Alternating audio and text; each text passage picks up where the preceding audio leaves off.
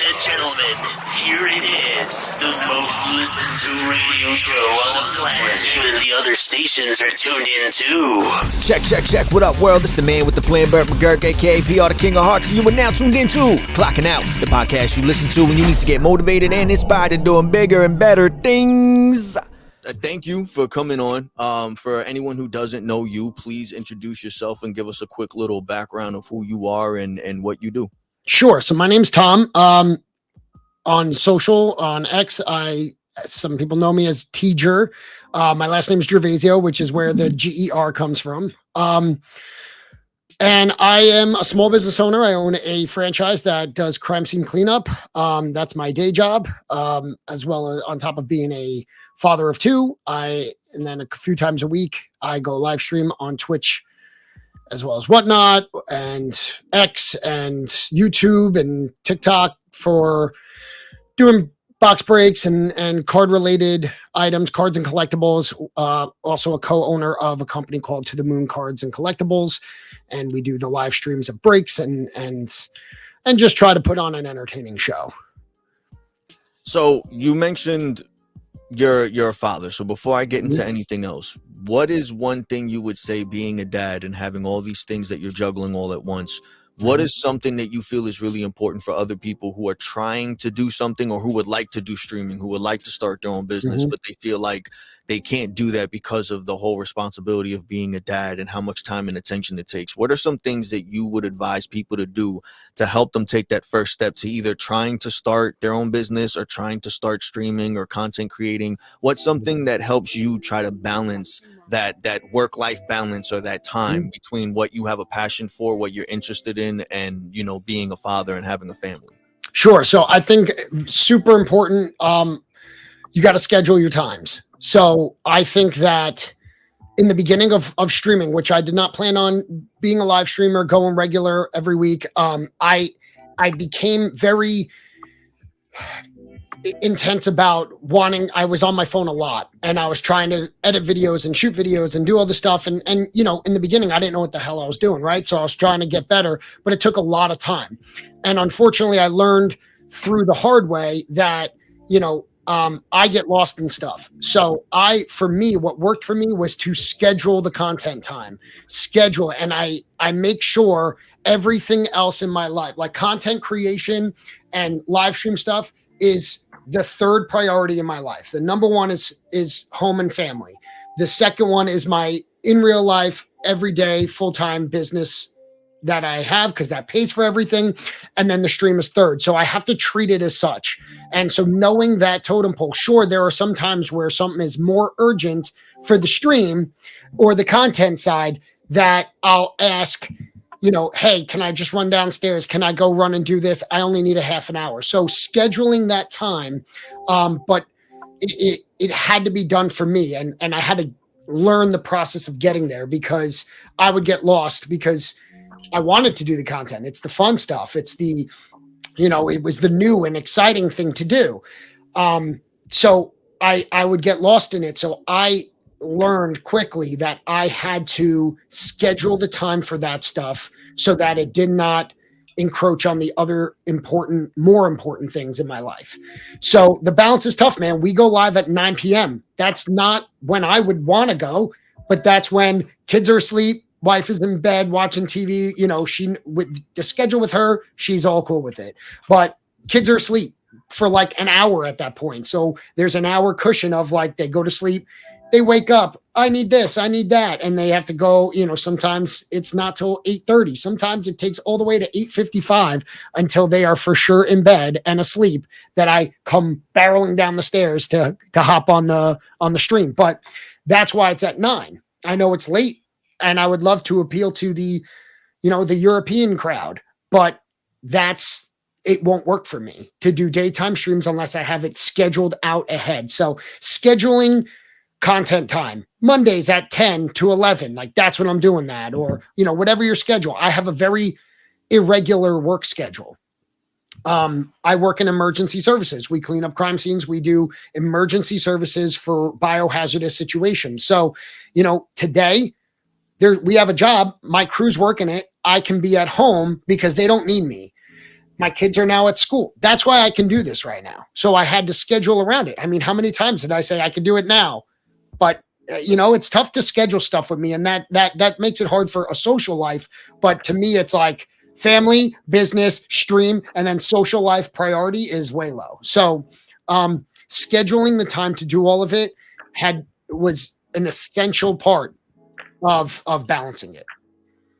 Yeah, I hear that. That's one thing. Like I try to my best right now. Like being that I'm trying to be more active with this and editing and all that other stuff. Like you think of it like, yeah, I'll just do this and this, but then like other things that you can't control, like you're being a dad. Your kids get sick, or you got to go to a school event, or like, and then on top of that, you're a business owner, so anything can happen. One of your guys can call out, or something can turn out to be a bigger scene that you have to go, and maybe you have experience doing something and clean up that these other people don't have, or they're not certified to do. So I understand, there's ways basically of just learning how to adapt to all the things that are coming your way. The next thing that I wanted to ask you, and related to basically starting your own business or content creating, that I believe relates to one another, is how did you go about, and also I'm pretty sure that this you can go into how it led you into being a crime scene cleanup crew, or having your own business in that.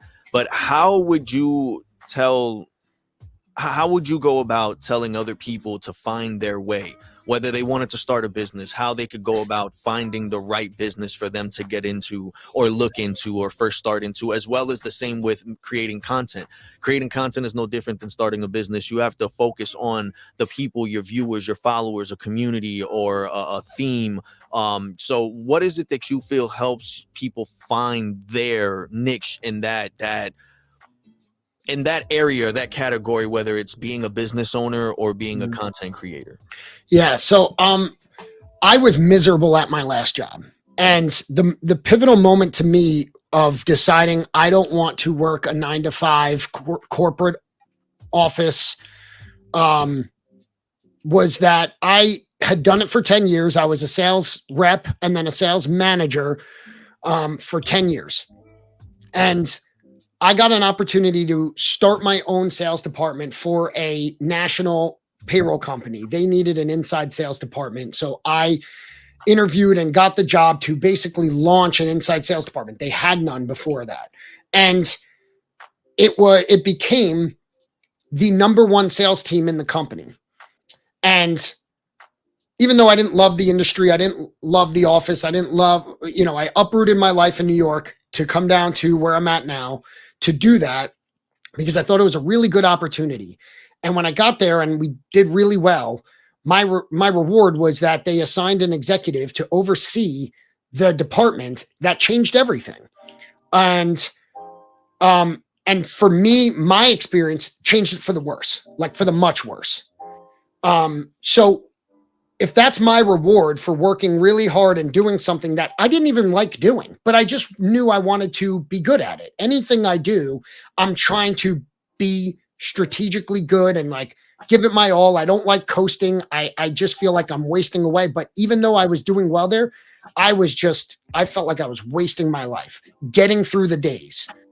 And so my wife got pregnant. And so I was like, when my kid comes out, is born, this is just another step towards permanency of this is my life. And I saw 50, 60-year-old people at the same level of sales management that I was in. And I go, is that where I'm going to be in 35 years, 20 to 30 years? I don't want that, because what I saw was a 50-plus-year-old sales manager who lives for their once a year annual increase in salary, their merit increase of 2 to 3%. Over 30 years, that adds up. And then as a company, they go, well, we're paying this guy X, 120 grand a year, where we can hire someone who's 30 and has way more drive for half that. They do that. They let that manager go. They hire the young, hungry guy or person, and now that person is 50 something years old and now has to go back to selling or finding a job as a sales manager at another It just was like, that seems like a life I don't want.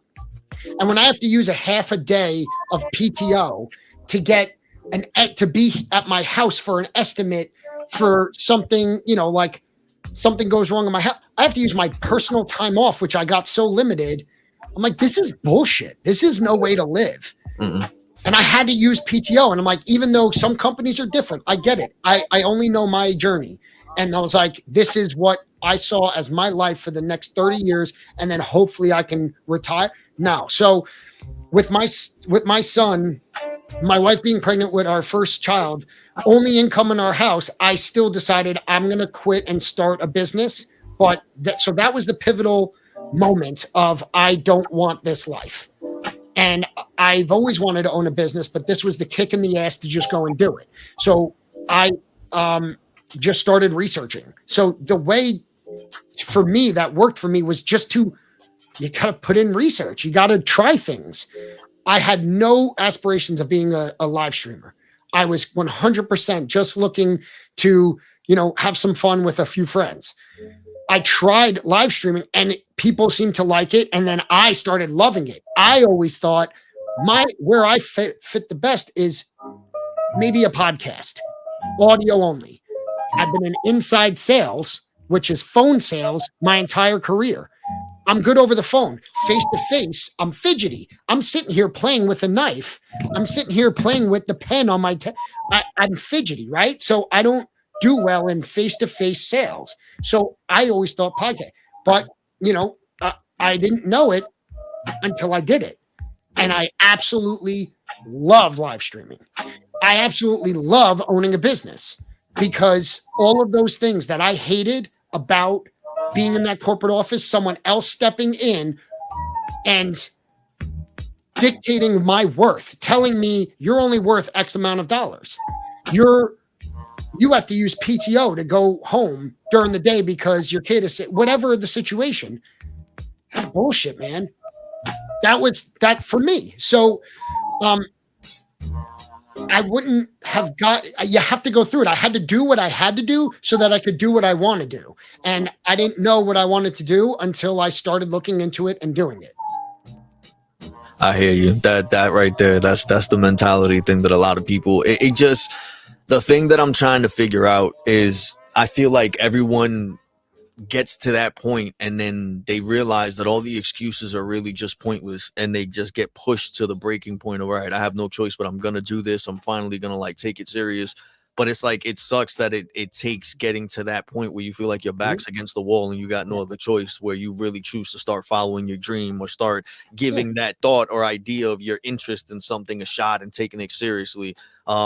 And it's like, especially like you're saying, especially being in that position where you're about to have a kid and you're the main source of income, and you have all that weight on your shoulders. It's kind of hard to take that decision and be like, you know what, I'm just going to put it all on myself and just focus on just making my own thing, because I've worked for somebody else for so long. And I've realized that all the time and effort that I could have put into my own thing that would have gotten me so far, I'm just being held back working for someone else, where it's like you said, you just had someone else come in and start telling you what to do, instead of them just giving you that position or giving you the opportunity to show that you could be a leader or you can do something better than what you were doing currently. And that's something that I feel like it's hard to get over. And it's that thing that I'm wondering how you can try to really decide to go from just, all right, you know what, maybe I should just get a better job, instead of let me take this risk and start something myself. Do you think it's the fact that you already had a feeling that you'd be good at this specific business or whatever it is that you were thinking about starting?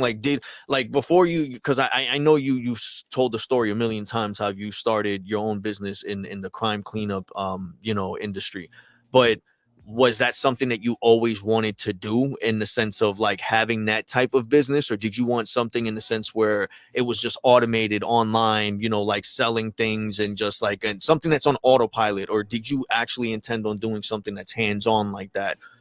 Not only is it not something I've always wanted to do, I didn't know it existed until I learned about it. I have never known about this industry that I currently am in. I have never heard of it, never thought about it. It makes sense once I learned about it. But again, I had to go through 2 months of filtering through existing businesses to find a not existing business, but it was a franchise, right? So I never heard of it. I barely have used power tools in my life. I would ask someone else to kill a spider if I saw it, like all of that. As stupid as that sounds. And now I'm going to go clean up everyone, my mother, my wife, my brother, like everyone in my life was like, what are you thinking about doing?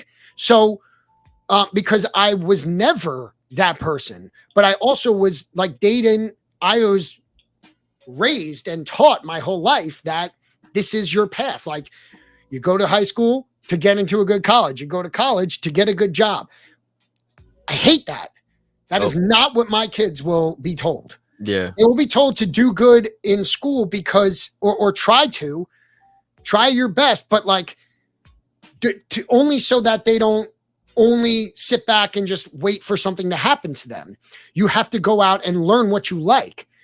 I went into college as a bio major because I thought I would be a doctor like my dad. I was not built for that. And I pivoted. I wouldn't have known to pivot unless I went and tried it. So you got to try things and see what you're good at and see what you like. Laziness isn't always laziness. It's if you don't like something, like I would be considered a lazy student but it's because I didn't like it. But I'm forced to do something like English class was always the word. I hated reading. So I would be called lazy because I didn't read the book that I have to do a book report on. It's not that I'm lazy. It's that I don't like it. So I'm not going to put all my time and energy into something that I don't like. It's not laziness. Now, sometimes it is, right? Some people it is. But for me, like that was a realization that I'm like, but I work so hard in this section. So you can't call me lazy because I work hard on this. I'm just not working hard on this because I hate it. I'm forcing myself to do it because someone else is telling me I have to. Okay, so that is a tangent. Going back to the question of what I had no idea. I had no skill. I was not an expert in anything that I was like, I want to start a business. So I knew I could not start a business. I was good at sales. That's all I'd known, but I knew that I need to have conviction in the thing that I'm selling. The one time I didn't have conviction in the thing that I'm selling was when I went to payroll. I hate payroll. I don't care about it. And if you ask me to sell you payroll right now, I can give you like a few basics, but I never learned it, all the selling points of it. And I was the manager and we still grew to the best-selling department in the business is because I was good at crafting the words of what to say. But when it came to a question about the process of payroll, I had to ask someone. Got the answer and plugged it into the words, the script that I wrote up for the team. So I was more of a sales manager and less of a payroll sales manager, if that makes sense, because I would tell people how to respond and how to do that. So I knew I had confidence in that and that only. But you plug in any industry, I felt like I could do well in it. So before I decided to I'm going to buy my own business, I was like, I hate this job. I'm going to quit and find another better job. Like you mentioned, go find a better job. And I scoured the job market, interviewed at a bunch of companies. And I was like, I'm just going to pick one that I like the industry. It sounds interesting. And all I learned was I feel like I'm just trading an office for another office. I'm trading this job and the next job is going to be the same. I'm not built to just sit at a job and I wouldn't have been happy. There is no dream job for me. I don't dream about working. So I work to hopefully not work. I'm making money right now because my crew is working on a job and I'm not there. I'm here getting a chat with you, doing something I actually want to do and look forward to. So that was the dream. That's all I work hard for now is so that I can do what I want. It's the freedom that really, once I felt that, and the thing that got me there was I talked to a friend who's a real estate agent, very, very high end, very successful real estate agent and house flipper. And I was telling him how I didn't like my job and I think I want to start a bit. And he was like, why don't you try to get your real estate license and I'll help you try to get that up and going on the side. And maybe one day you can quit your job to do that. And I was like, okay. And I got my real estate license while at work. I did the 40 or 80 hours of classing while at my work computer because I was like, fuck this job, right? No, you're good. You're good. So, but the thing that I was like, I'm like, so what's like a day like? And he's like, well, you know, I can drop my kids off and at school. And just right there, I was like, you can? Like, that's not something like your wife has to do or your boss, you know, like, he's like, no, I control my schedule. I can drop my kids off at school and then I'll hit the gym and then I'll get to work. And I was like, that's freedom. That's the feeling. I'm chasing a feeling, not a dollar amount, not an office setting, not a title of CEO, whatever. I'm chasing that freedom of doing what I want to do when I want to. Work is going to be work for me, unless it's like doing what I'm doing. I don't want to be at the crime scenes. I don't want to be in a hazmat suit and a respirator scrubbing blood up or human excrement, you know, or hauling junk into a dumpster. I don't want to be doing those things. So that's work. But that work affords me the freedom on a day like today. And if you can get to 5.5 years in, like I am, I can now sit and have an interview with you and a conversation about this while still making money. And that's the dream. That was the dream to me. Once I learned that, I didn't look at any other jobs. It was all about looking at businesses. But I knew I had to put in years before I could get to that point. Yeah, that's something also that's always in my mind too, that drives me to want to try and do business stuff. Like I always come up with these ideas and I think they're good. I came up with a few things once or twice, and then there were other people that were in good positions that actually ran with it and made their own version of it, and they would always come back to me like, yeah, listen, like this worked. Like this dude that I know I went to high school with had money, he wanted to start a business, someone passed away, and then we just joking around, he's like, what would you do with such and such money? And I told him, I was like, I'd go into our local village that we have, and I was like, there's always these bars and everything. I was like, yo, but there's nothing there really for like kids to hang out. I was like, you know, I'd make a sweet place, a place to make them ice cream, or a place where you do it right in front of them, give them a show, like I was like, you know, do that. And then when the parents are there, give them fancy coffee or something, you know, get something simple for the parents that's not that hard to make, where if you hire people, it's an easy system to set up, easy stuff to keep inventory. I was like, the ice cream and everything you need isn't going to cost you that much. I was like, and you can focus on certain times of the year where it's most busy, the holidays and all. So it's like I had all these ideas and stuff, but I was always overthinking and holding myself back because it was always just that thing of, do you take the risk of trying to learn something you have no idea about, or do you take the safe route of just getting a job and working your ass off to keep that job and maintain getting that same amount of money?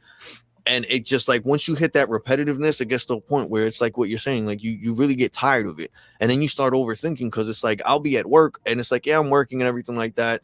And then you start thinking of the things you're missing with your kids. You know, they have little events at their school and you're not there. And there's field trips, there's field day, there's parent teacher conferences, whether they're doing good or bad. It's like, you always feel like you're missing a lot of your kid's life. And it sucks. Like when you don't have kids and everything, it's fine to just be focused on work. And even then you need to make sure you put time aside for yourself, to not like lose yourself in just what you're doing, working for somebody else. But because it always gets to the point where you feel like you're doing the same thing over and over, and it's either whether you're progressing in life or whether you're not, you start noticing that you're not really doing what you want to do. You're not really where you want to be. You're not surrounding yourself with the people you would think you would be with, or that you know you should be around. And then when you analyze everything, you're only doing it for a specific number amount that's like that really doesn't equal to the amount of work you're putting in, or the effort, or what you're giving up and sacrificing. So it's like you're saying, it's like you had to pick those sacrifices of what you were actually going to risk taking, and then you knew for a fact what you were gonna like be able to achieve with the person you are. And like, you know who you are. Many other people, like you said, you had your whole family and everything telling you like, what are you doing? Why would you do that? That's not. But you knew for a fact that you looked at it from a different perspective, where you're like, listen, I understand the business aspect of it and I get it, and I know I could do this much of it. The other stuff, as much as I don't want to, I know I'm willing to take that sacrifice compared to the other shit that I know I don't want to do, because in return I get this back. I get the time with my family. I get to control my time period of my schedule, my day, and what I want to do. And within doing that, you're able to start doing other things that you didn't know that you would have an interest in, such as streaming. So it's things like that I'm trying to find other people, because it's like, when you say it all like that, whether it's on paper or whether you put it on a post or something, it makes it seem like it's impossible to do something like that. But at the same time, it's like you're saying, it takes time. Like you have to put in that time, you have to put in that work and those hours of research and studying, not only just in the business and the legal side of things, but also in yourself and what you know that you're capable of doing, what you're capable of enduring and going through and willing to, you know, put up with, in the sense to get to that point. You know, a lot of people, I feel like, just think it's like 1 year I just do this, get this paperwork, sign this up and start a business account and I'm good and I'm rolling, you know what I mean? Mhm. I know I was one of those people that used to think that, and I messed up big. Like now it's like I constantly have these ideas, but I'm always holding back because I feel like when it comes to legal things or like paperwork stuff, like you say, you know, I don't understand that. I have the experience of being the consumer and on the other side of being an employee and understanding what people look for and how it works and how to set up a system. But when it comes to like where to go to make sure you're not going to get sued, or you have insurance, or like where your legal boundaries are in your business or your career or whatever path you're taking, all that I overthink, and that's what stops me from taking that step forward. So Go ahead. no, keep going. So you know, I know that as analysis paralysis, right? That's the overthinking. You're paralyzed at the thought that there's so much that I'm not going to do anything. And I had that. Everyone, I mean, in college, in high school, I have so much work. So I'm going to there's no way I'm going to get to it all. So I'm just going to take a nap, right? Like I'm never going to get to it. It's way too much. So I'm not going to do anything. I get it. Right. But I was the same. I had no fucking clue what to do. Zero. And I am very passionate. I'm so like appreciative that you share that, because here's where I was fortunate, and you know, it won't be the same for everyone else. At this payroll job, there was a recruiter, and she and I become, you know, friendly. We both were like, fuck this job, right? So she would stop by my office, and we would chat for a while. And she would just tell me, you know, she's about, I don't know, 5 to 10 years older than me, right? And she would tell me about her husband, who was a sales, and then got overlooked for a promotion or something and said, screw it. I found an existing business, bought it, and that's what he does now. She had mentioned that in passing. When I got to the point where I'm like, I'm out, right? I was clocked out, pun intended.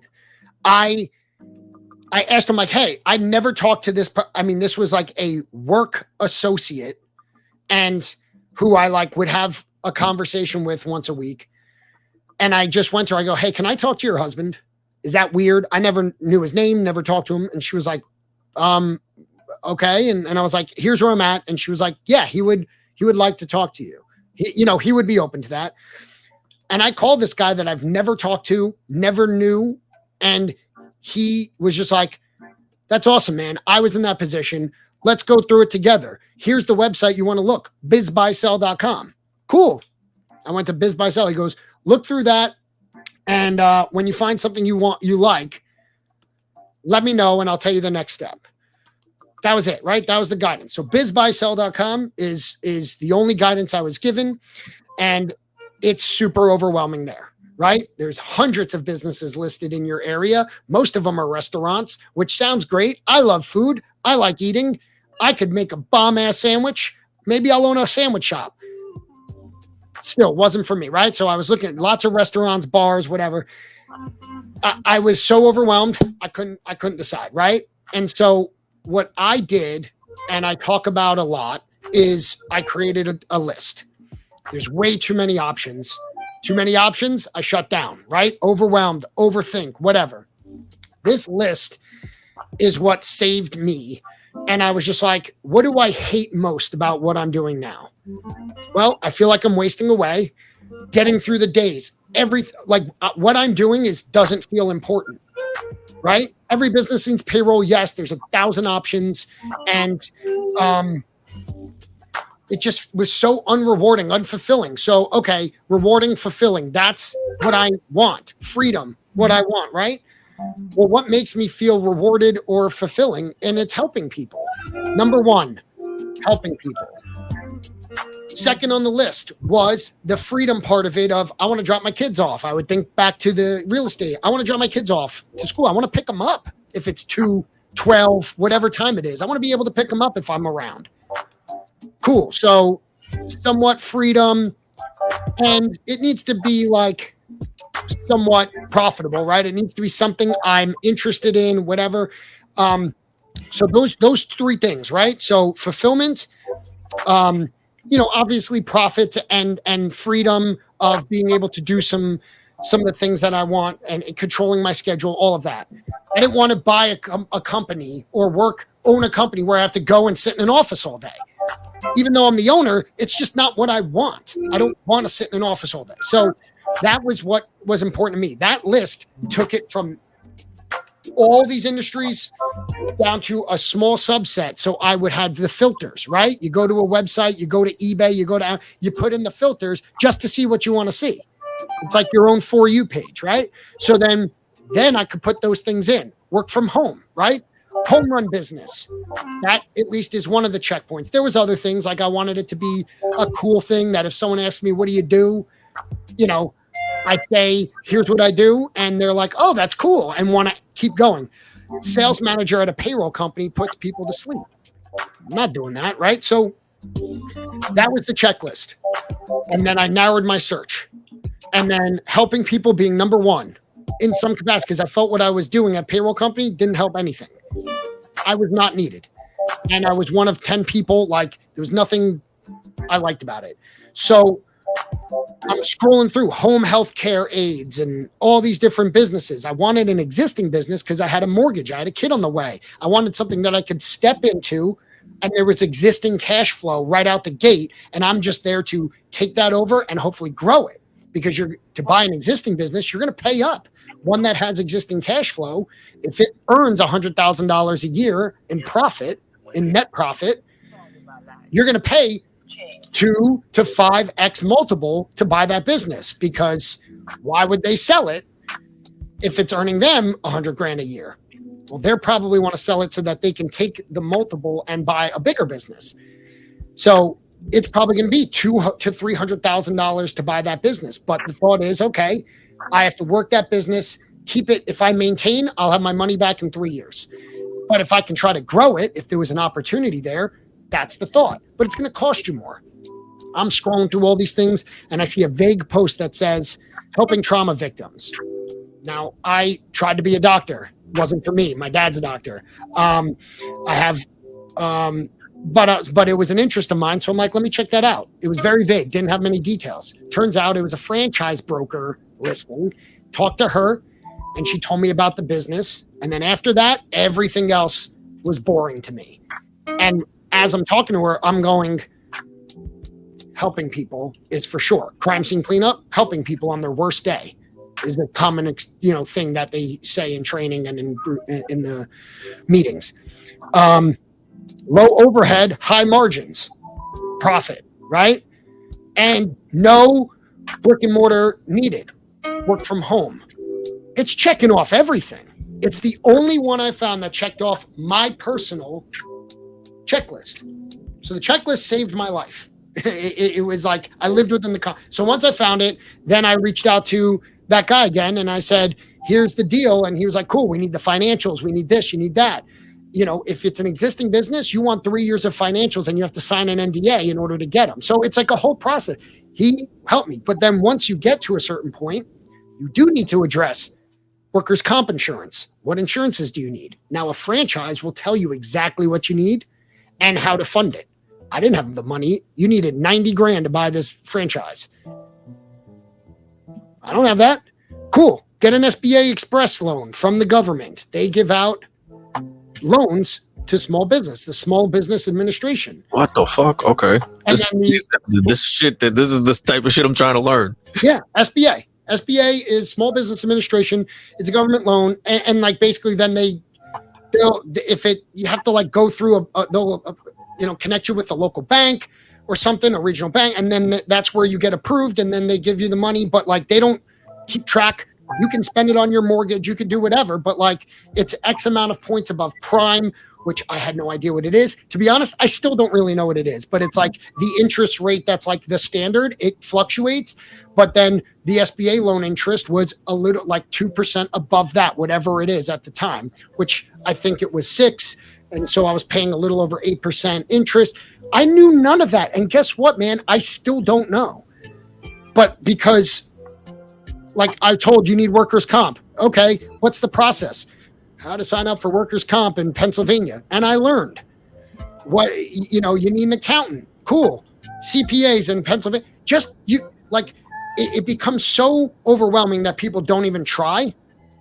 And my goal is I started a new Twitch channel. I wrote a piece on it that I hope to continue to write, where I want to make it more accessible so that people go, 90 grand, fuck, who's got that?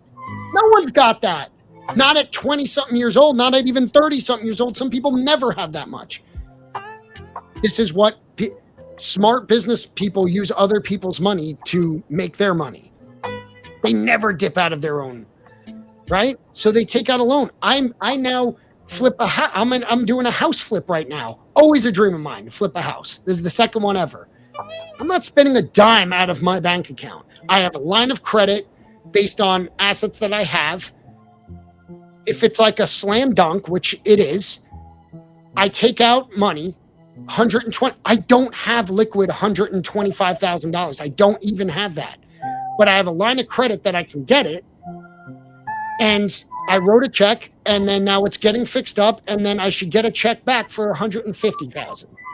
Right? And then I'm going to be paying interest on the line of credit, but still $1,000, $1,200 a month. I don't have to pay it back on a monthly basis. It's you take it, you use it, and you pay it back whenever you can.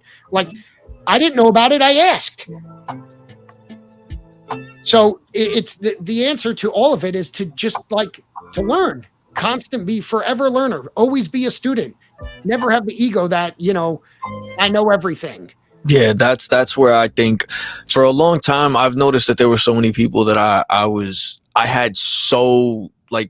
had access to over the years that I never really took advantage of or thought of it in that way because of the sense that I thought like I knew everything. Mm-hmm. Or just because I knew a little bit of something, I was like, I get this. I get the basics of it. They don't understand. They don't get it, right? Exactly. Like it's not the same. Exactly. And that I felt like is what nuked a lot of opportunities, because like all I was left with is all these ideas that I feel like, oh, it would do great with this, or it would make great money for this, or that would help change a lot of this, or that could support like all these different things. And again, it's only because I look at it from the perspective of a person that needs something. Like I don't really get an idea for something until I'm put in a position like, damn, it would be nice if this existed. And then when you start like getting more, especially with technology and the way that information is just going all over the place. You can go on TikTok or YouTube and Google and learn anything nowadays. Right. People get overwhelmed because they have such easy access to all the information that they need, that once they search something, they see everything all at once, that they're like, yeah, all right, you know what, maybe not. You know what I mean? And that's the type of thing that happened with me, that it gets to the point that I get overwhelmed with it. But then I see other people that in my mind, I'm like, you know what, if they could do it, I could do it. Like, yeah. What was stopping them?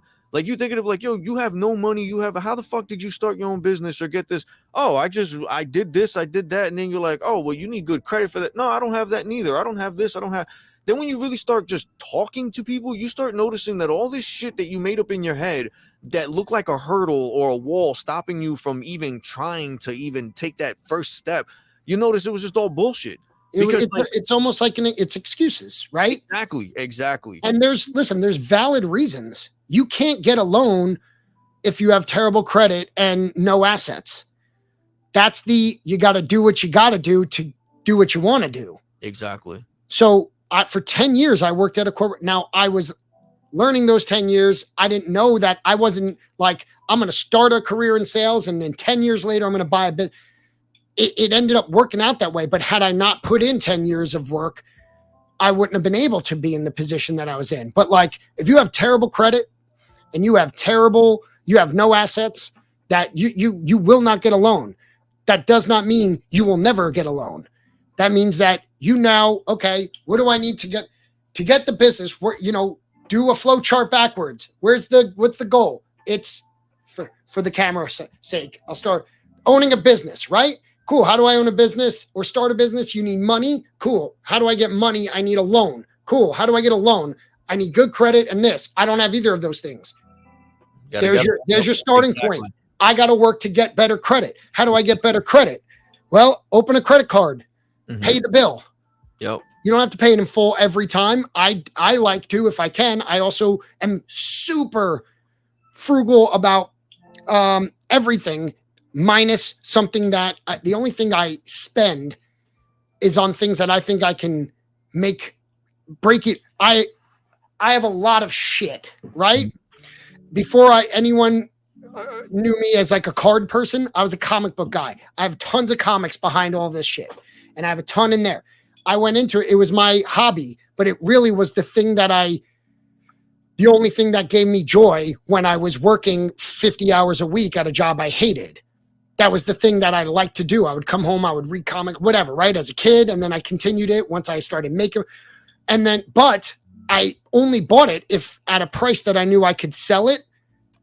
So I learned the whole flip game. I was always a garage sale or thrift store. So I knew the flip game, but I learned it for the comic book industry because that's what I wanted to know. Cool. What do you really love? Make it a business.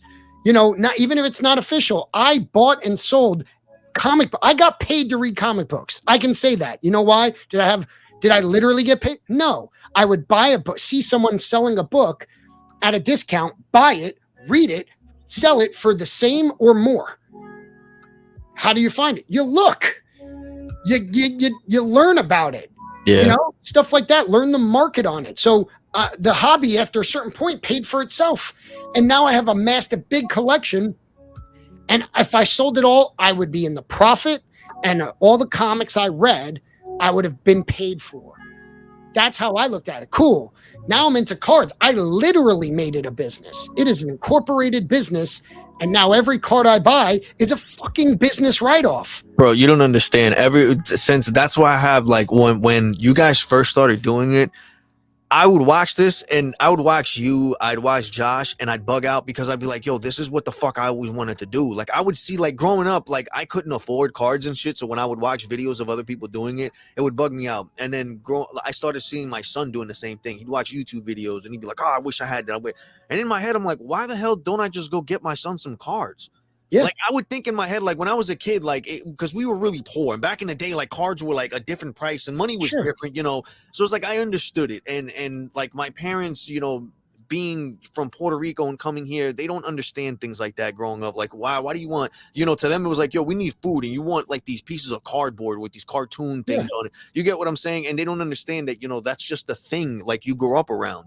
True. And for me, it was a big thing. Well, you see other people have them, right? Exactly. Like you feel like that's your like Gary Vee always talks about social currency. As a kid, that was your social currency as a kid. Like, if not, you weren't part of the conversation. You couldn't be in the crowd and the crew and hey, like everything was cool. You guys are all playing and having fun. And then it's like, oh, let's play with our Pokemon cards. And I'm like, shit, I don't have none.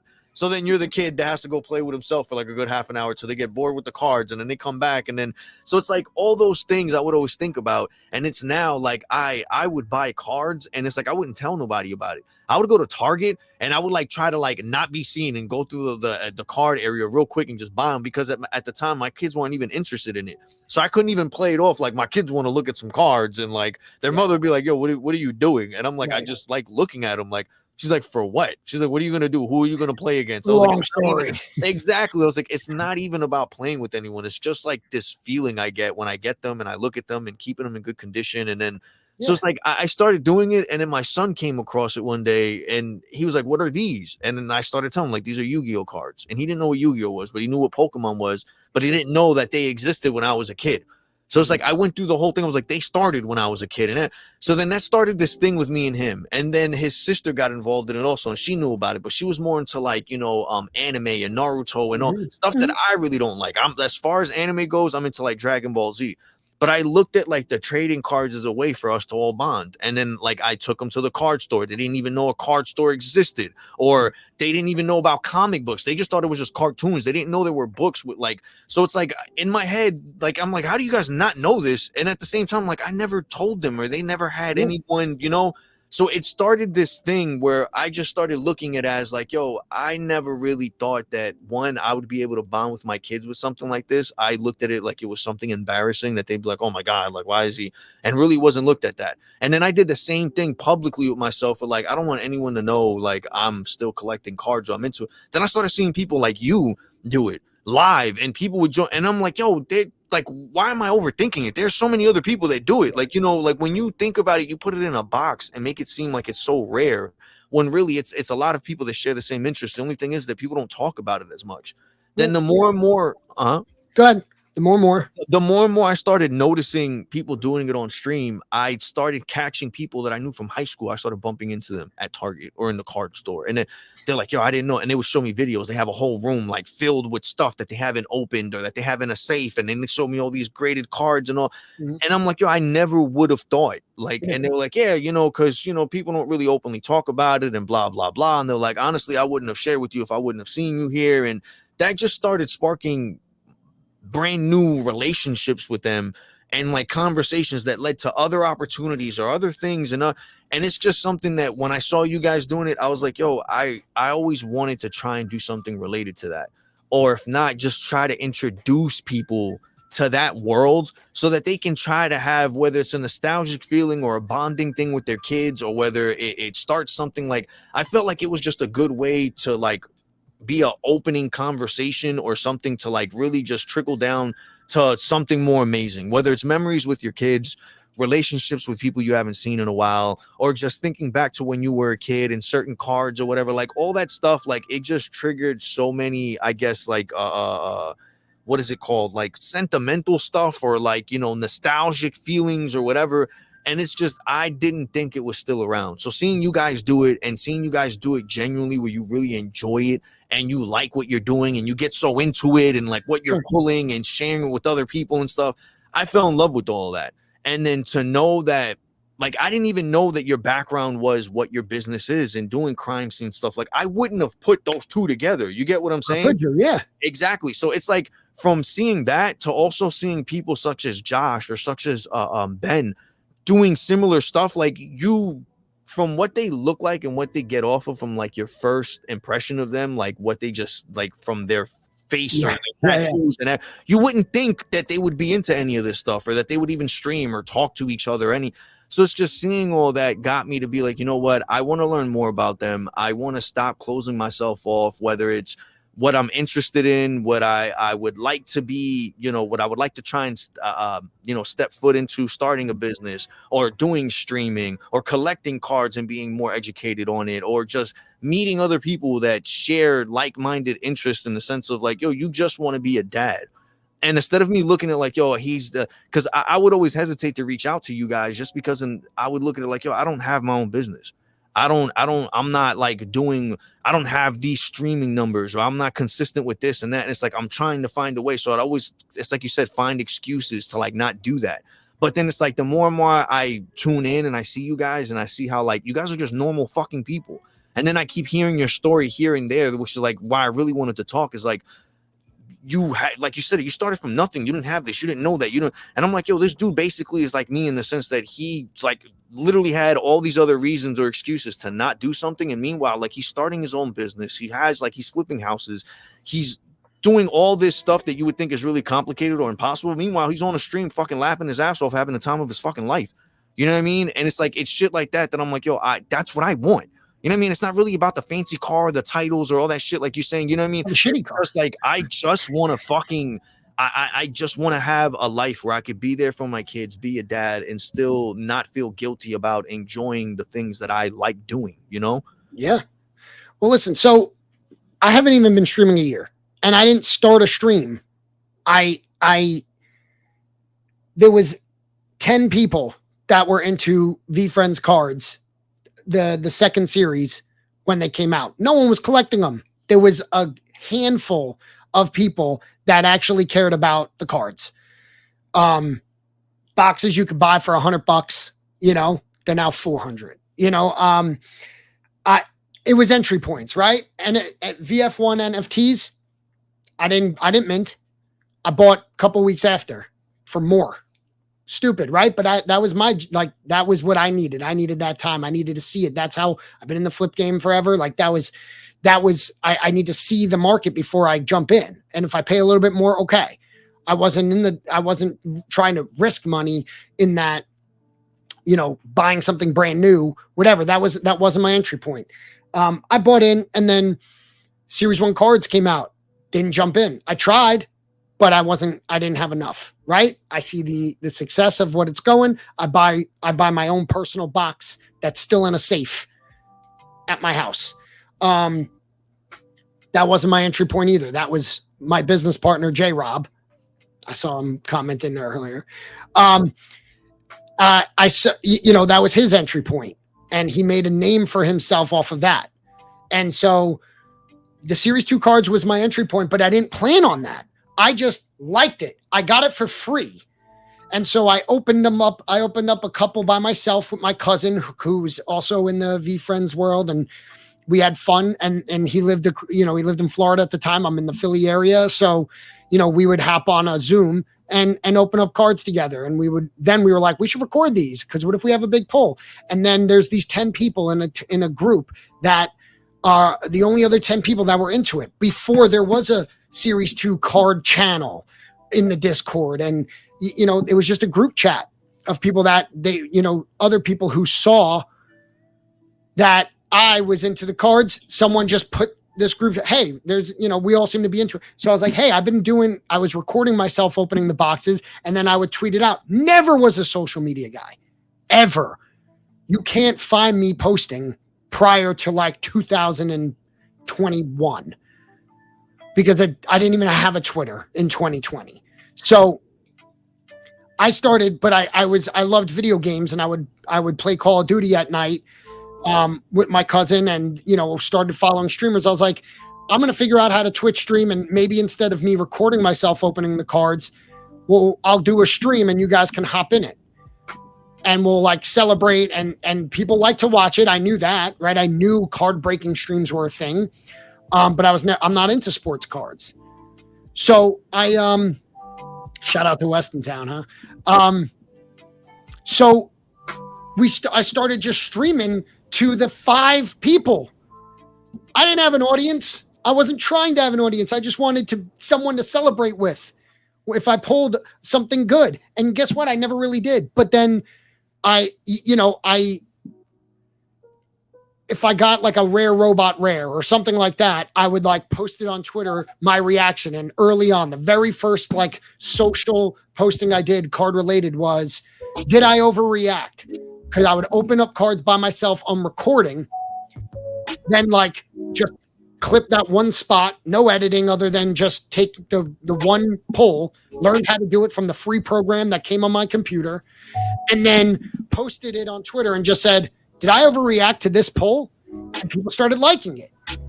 And VFriends didn't have a VFriends card Twitter at the time. It was just VFriends, original.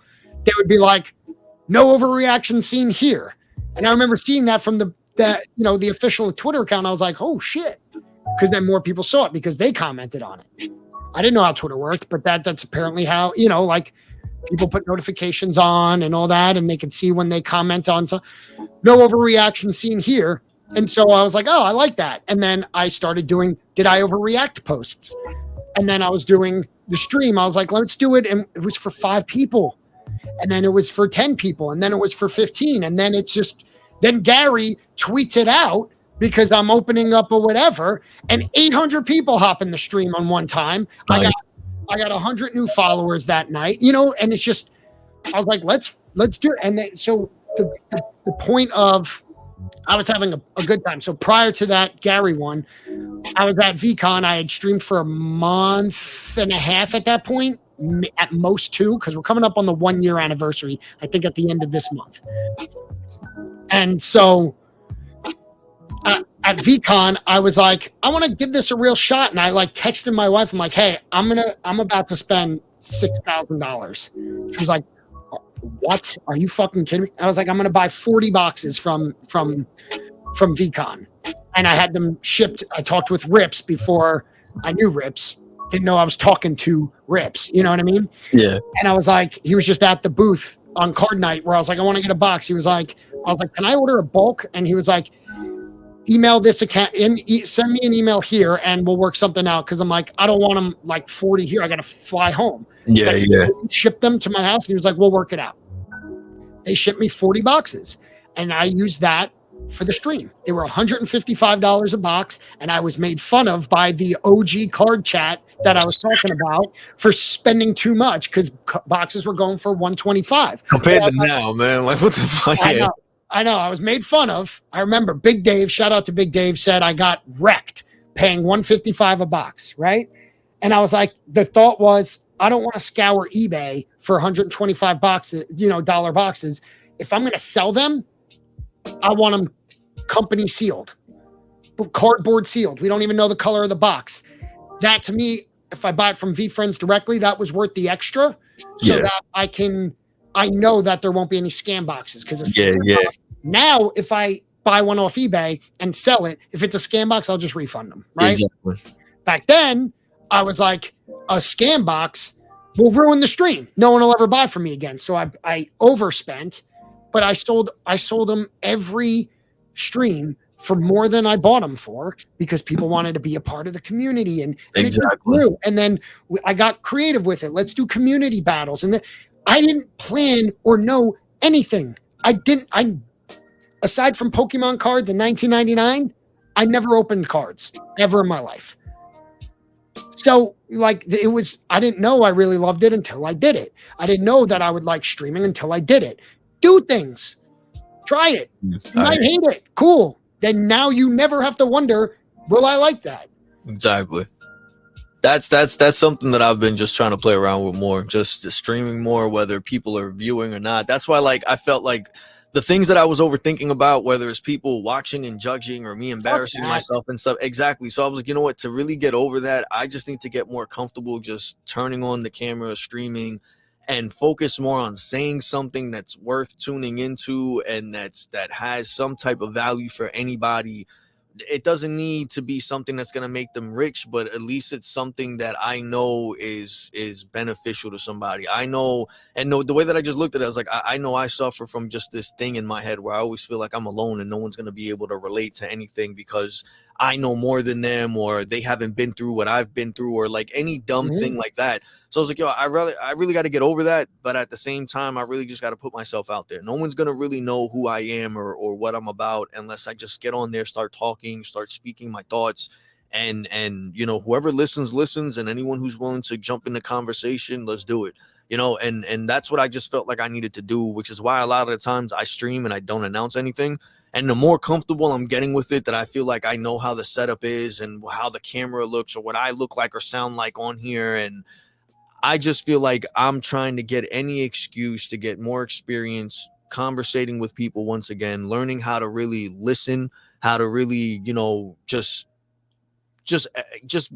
have proper interactions with people. You know what I mean? Like I felt like for so long, whether it was COVID or not, people just like stopped all that and they're so used to just being on their phone and having conversations that I see the more that you guys talk to each other, you guys end up seeing each other. You guys end up, doing things with each other, making plans with each other. Yeah, and flying to fucking Texas in a week and a half. Exactly. And it's like in my head, it's like, yo, I keep telling myself, like, I would love to fucking go to Texas and go to that shit. It was like, if it was in the cars for me, I'd go. And then like I tell people that like, what the fuck are you going to Texas for? And then when I explain it to them, it sounds crazy. I'm like, I'm going there because I haven't been, but there's this guy that I met online. They're like, so a random dude you met online is how you get what I'm saying? So I do, but like this is why when you live for their validation as a token in the VFriends world, right? So like I was always trying to fuck trying to fit in or trying to impress them, like be the person that like people want your approval. You know what I mean? Like, yeah, no, I hear you. Because then once you won't give that, you won't have that. If someone tells me something that they're into, I don't know anything about Yu-Gi-Oh. Never watched it. I don't know anything about anime, Dragon Ball Z, zero. You tell me I'm into Dragon Ball Z. That's what you said earlier. Cool. I know absolutely nothing. But I know that it's been around forever. And a lot of people like it. So even if it's not, I should watch it, right? If I want to learn about it, I should watch it or read it or whatever the the medium that they have. I know it's a show, right? I'm sure there's movies and all that stuff now too, but I'll just, and if I don't like it, cool. I just won't like it. It's not for me. Now, not everything's for everyone. So, but you just got to fucking try it. But I do feel like there needs to be some sort of focus in the beginning. Is it business? Is it fatherhood? Because that's a good one. And that's, not because it's an interest of yours and it's the most relatable thing to the most amount of people right out the gate. Cool. So if something happens and there's your kid gets bullied on the bus, and how do you handle it? What do you tell them? That's a show, right? And VDads is something that just started. Yeah. Birthed. Yeah. I did that show yesterday.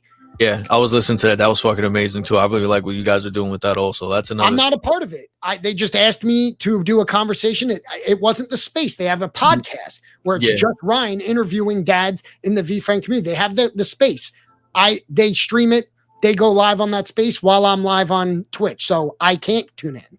So I didn't know what to expect, but I adore those guys. So, I got to sit and talk with Ryan, like super relatable. They're like 6 episodes in now, right? Something like that. Don't know. I know they've done the spaces, and I know from what I understand, they did like 6 spaces already, and they're working their way up to doing like actual like podcasts, like to set up the podcast channel. That's what it is. Yeah. So I haven't listened to any of the episodes. It's on my to-do list. I will, but like after the conversation I had with Ryan, I was like, that I talked about shit I've never talked about because he asked about shit I never talked about. And I don't want to be a dad streamer podcaster, but I am a dad and I do love talking about my kids and I have experiences and I like, that's something that I learned on the fly a lot. And I really enjoy doing, but it's not what I want to talk about 2 to 3 times a week. So it's not the avenue I went, but I love that someone's doing it. So like, I think you need a focus. And then once you penetrate that focus, mine was series 2 cards. The first 3 months until VCon, when I bought 40 boxes, I didn't sell anything. It cost me thousands of dollars in boxes just to go live and open them. And they were my collection. I still have a lot of them. So, forget like, how do I monetize? Like that should be the furthest thing. You like audience first, but like you don't need an audience to start. I didn't. I had 4 or 5 people, but even still, like that's more than someone gets if you just went live without it. Cool. Then don't think of it as I'm doing a live show. Think of it as I'm documenting. Yeah, exactly. That's the pivot. That's the way that I've done it also. Because at first I would overthink and be like, why am I going to go live? No one's going to see it.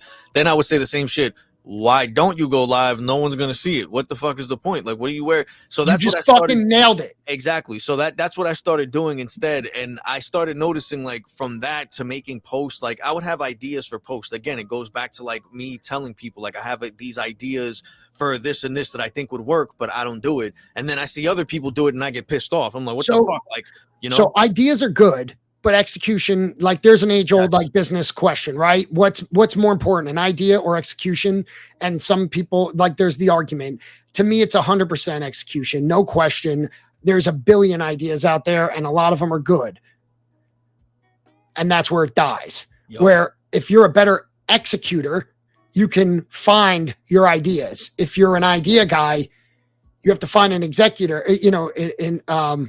An executor, and that's way harder because they can pick. I feel like if you can execute well, you have your pick of the lot of an idea. So I'm not saying it's easy to have a successful idea, but like an idea is just an idea. And that's like, I have 100 ideas of what I think is good. And I have an idea of something in the industry of the stream that I just haven't sat down and like tried to build. I know nothing about building a product. How do you build a product? How do you build an app? I know nothing, 0. But I might know someone that knows how to do it. Or Mr. Google, Uncle Google always has the information, it's like, but I haven't taken that step. And you know what? The idea is fucking awesome and would make my life a lot easier if this thing was invented. you know? So I'm going to have to do it, but I'm still trying to execute on other things first. It's also like, you don't have to do it all right now. You have to slowly build. We are still like over the summer when Gary was promoting the stream and we would get like, I had 800 people in, like the max viewership, it was 800 on one of them. Google's my mom. Auntie TikTok helps too, you know? Exactly, yeah. So we have higher viewership in the summer than we do right now because some people get interested and then they fade away. There were people that were regulars in the stream every time, buying stuff, wanting to come up on stage that I haven't seen in the stream in 6 months. So it was cardboard summer.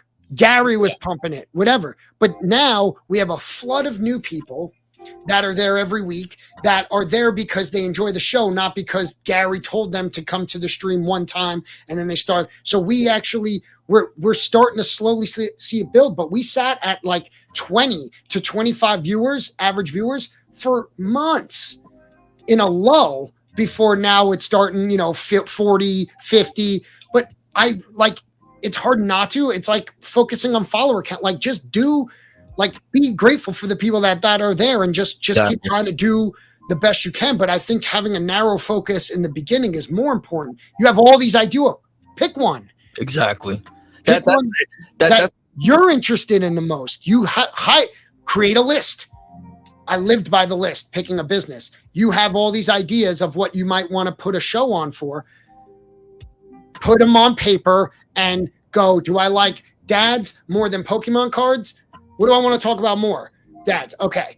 Take that off. But don't delete it. Put it to the side. And then once you have something, then just slowly incorporate. Like we're going to expand. We've brought in Disney cards and Lorcana. We've done other things. We've done other things like Pokemon cards that didn't take off. But we're going to try again. It was just we tried too early. So that would be a suggestion, but it's going to be a different journey for everyone. What I did doesn't work for everyone. Not everyone could do what I did. But one of the things early on that guy who helped me out, I just want to throw out there, I would like to be that help. Like, please hit me up. Anyone. I think we've talked, over 6 months ago, and I'm like, dude, let's have that's why I really wanted to reach out. Like I said, my whole thing is I overthink and I always come up with excuses, and the way that I always looked at it as like I didn't have anything of value or any experience or anything to no social currency to even make my side of the conversation worth anybody's time. That's the way I looked at it as. So that's why I was like, you know what, before I even start wasting anyone's time or asking questions, let me show them that I'm actually interested. Let me show them what I'm trying to do, or give them an idea by leading through examples. And that's why I tried streaming again more, because I was doing it really consistently before in the beginning of like 2019, and I kept doing it, but I was like really trying to find my way through it. So I literally just took it like documenting. I didn't know what I was doing. Yeah. I had an idea, and it went from being one thing to like something totally different. And it's like the more and more I kept going about it, I kept looking at it from the consumer side. I was like, you know what? I wish that this thing existed. And I was like, and it doesn't. And then I'm like, okay, so make it. But I was like, I don't know how to make it. And then I'm like, I know it involves this. I know I need to learn. So it's like you said, I started making like this list in my head, and I started going through these things. And then it just got to a point where I realized, all right, in order for this to work, I need to be in a position of a teacher. And I feel I'm no way, shape, or form in any type of position to be teaching anyone shit. But I was like, the way that my idea is working is like, that's what I would kind of have to be. So then I switched it to the point where I know I don't know nothing. So why don't I just play the role of the student, which I really am, and just talk to other people who really know what the fuck they're doing, and just do it like that, where whoever tunes in is just like me. They're just trying to learn. And it's not even in the sense of just trying to make money or nothing. It's in the sense of listening to these people. And it's like what you said, you listen to this guy, you heard him explain his routine through the day and how he has so much freedom, and that's what attracted you to it. So it's like I wanted to try and do something like that, where I could talk to these people, not only just to better understand how they were able to adapt to make whatever it is that makes their life so amazing, whether it's getting a bunch of money or just you've diversed and you have your own business, but you also have investments and you're also trying new stuff still. So I want to know how I can manage to do that myself. And I know that the only way I could do that is by surrounding myself with new people. I suck at having conversations. I suck at reaching out to other people. I suck at staying consistent when it comes to keeping up with how have you been in it, because I overthink so much, in the sense that I don't have anything worth of value. People ask me what I'm up to, and I can tell you, yeah, I'm doing this, this, and this. But at the end of the day, it's like, all right, you've been doing that for a while. It hasn't led to anything. And it's always because I'm afraid of taking that step where it goes from just being a hobby to being something serious, you know? And on top of that, it's also to the point where it's like, I'm so nervous of asking other people for help. And I overthink of that because like it's right now and I'm trying so much that I want to stream and I want to do this, but I get overwhelmed and I'll stop streaming for a day or two. And then I'll start thinking people think I fell off or that I'm not interested. Meanwhile, for 2 or 3 days, I've been working on a video edit because I figured out some new shit and I'm trying to get better at editing it. And then I overthink like, okay, now I got to do post, but I suck at the way I do post, or I suck at multi-posting. So then I try looking into apps and all this, when really at the end of the day, I have like a whole bunch of people that I'm following or that are following me that have the same interests, that are trying to do the same shit, and who are probably a graphic designer or whatever. And I haven't even had a conversation with them where I can network with them to make something, which is why the more and more I started seeing you guys like, yo, why don't I just fucking talk to them? They're doing what I want to do. You know what I'm saying? Yeah. So if I can address a few things. One, you don't suck at having a conversation because we're way over an hour now and I'm enjoying the hell out of it. Okay. Thank you. You do overthink, but that's an excuse. You want things to be perfect. Things are going to suck. Dude, 5 years ago, I had none of the things you were talking about. You got the business and the investments or whatever. I had none of it. I had a job. That's it. That's all I had. And so I just, if you want it, cool. You suck at asking. You suck at asking people for stuff, right? Get okay with it. Be comfortable with and I'm not, and that sounds harsh. You're uncomfortable asking someone for help because you feel you're asking what's the scenario that you're scared of if you ask? No? Cool. It's not like Ben Kind is, if he's still watching, can you come on the Clocking Out show? Will you come on the Clocking Out show? Yeah, I've done. He was one of the first ones that I did out of you, Josh. Okay. I haven't done Josh yet, but we had a conversation for like 2.5 hours or something. Cool. Like that. And he could have said no, but you knew that he was a really good dude, exactly, and wants, like, he lives to help people, and so there was no risk there. If he was like, I can't make it that day, you knew he wasn't gonna be like, dude, you're not worth my time. 2.5 hours. Okay. Right. So, you know, the people that you know won't do that. Start with them. Start with your friends. Right. If you want to start a business or own a bit, like I couldn't start a business. To the Moon Cards, I don't even know if I can say that I started that business because Jay did. Yeah, I hear you. So I still have never started a business because even the franchise, they give you a business plan. I don't know how to start a business from scratch. Now, To the Moon, like, wasn't an incorporated business until me and Jay got together and actually, registered as a business. See, but that's the thing that I'm having trouble trying to accept or comprehend or just be open to, which is it's building, it's finding other people that you feel comfortable building stuff with. I never wanted a partner in my entire life. Exactly. And that's the way that I look at it myself too. I don't want to answer. I still am I called Jay before I hopped in here. I called Jay and said, I think I want to get this thing. It's stream related, but I don't want to use company fund. And he was just like, what the fuck are you talking about? Just go buy it. Put it on the company card. Right. I didn't want to. Now, finding the right partner is the hard part. Yeah, exactly. I do feel lucky in that sense. But like, I didn't want a partner because I didn't want to ask permission to use it. Freedom, right? Exactly. Yes. Right. So cool.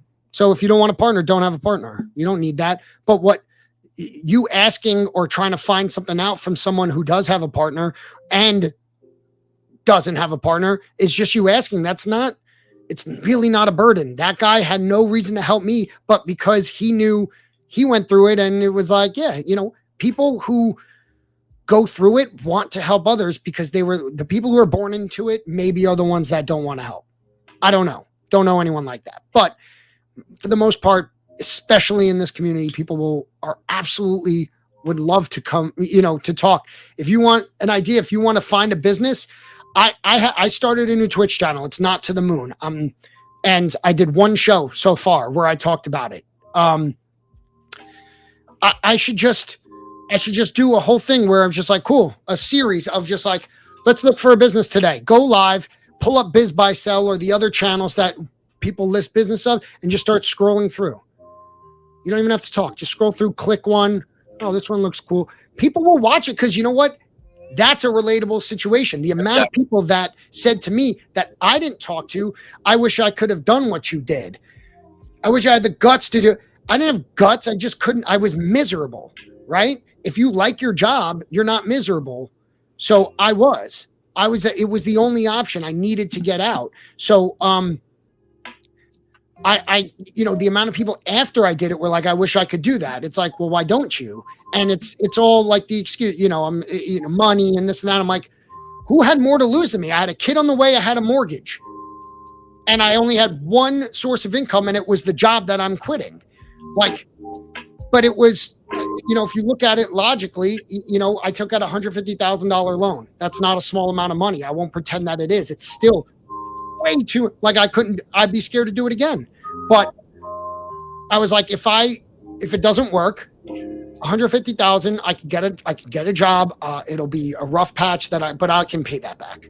I'll eventually, I can pay that back. That's not crippling. I have to declare bankruptcy type of money, $500,000 could be. I don't, but at the time when things come up, that's when you can look up of what to do at the best time. But when you get stuck in but if I do this, then this might happen. If you live in the what ifs, you're in the analysis paralysis stage still. Do a live show where you just look up businesses just so that you learn it. Document your journey of learning. I'm trying to find what I'm passionate about because I have nothing I'm passionate about. I'm in that boat too. I still don't know. What I would want to do what I would do if I had unlimited funds? I would do nothing. I wouldn't work. I would travel. I would do whatever, you know what I mean? So the answer is just try things until you know. But you can document this journey of yours, and that journey is interesting to some people. No, you're right. That's what I'm trying to do. At the same time, trying to find, because like I said, I being that I feel like I can't, whether it's a trust thing or whether it's feeling like someone's gonna really relate or take it as serious or be as interested in it as I am, I always try to find a way to around it. Like I said before, finding apps or sites that help me multitask or do this and chat GPT and all this other. But at the end of the day, I'm like, there's only so much things that I could get from reading a freaking post or on a website or a book or a video or whatever. I was like, I need to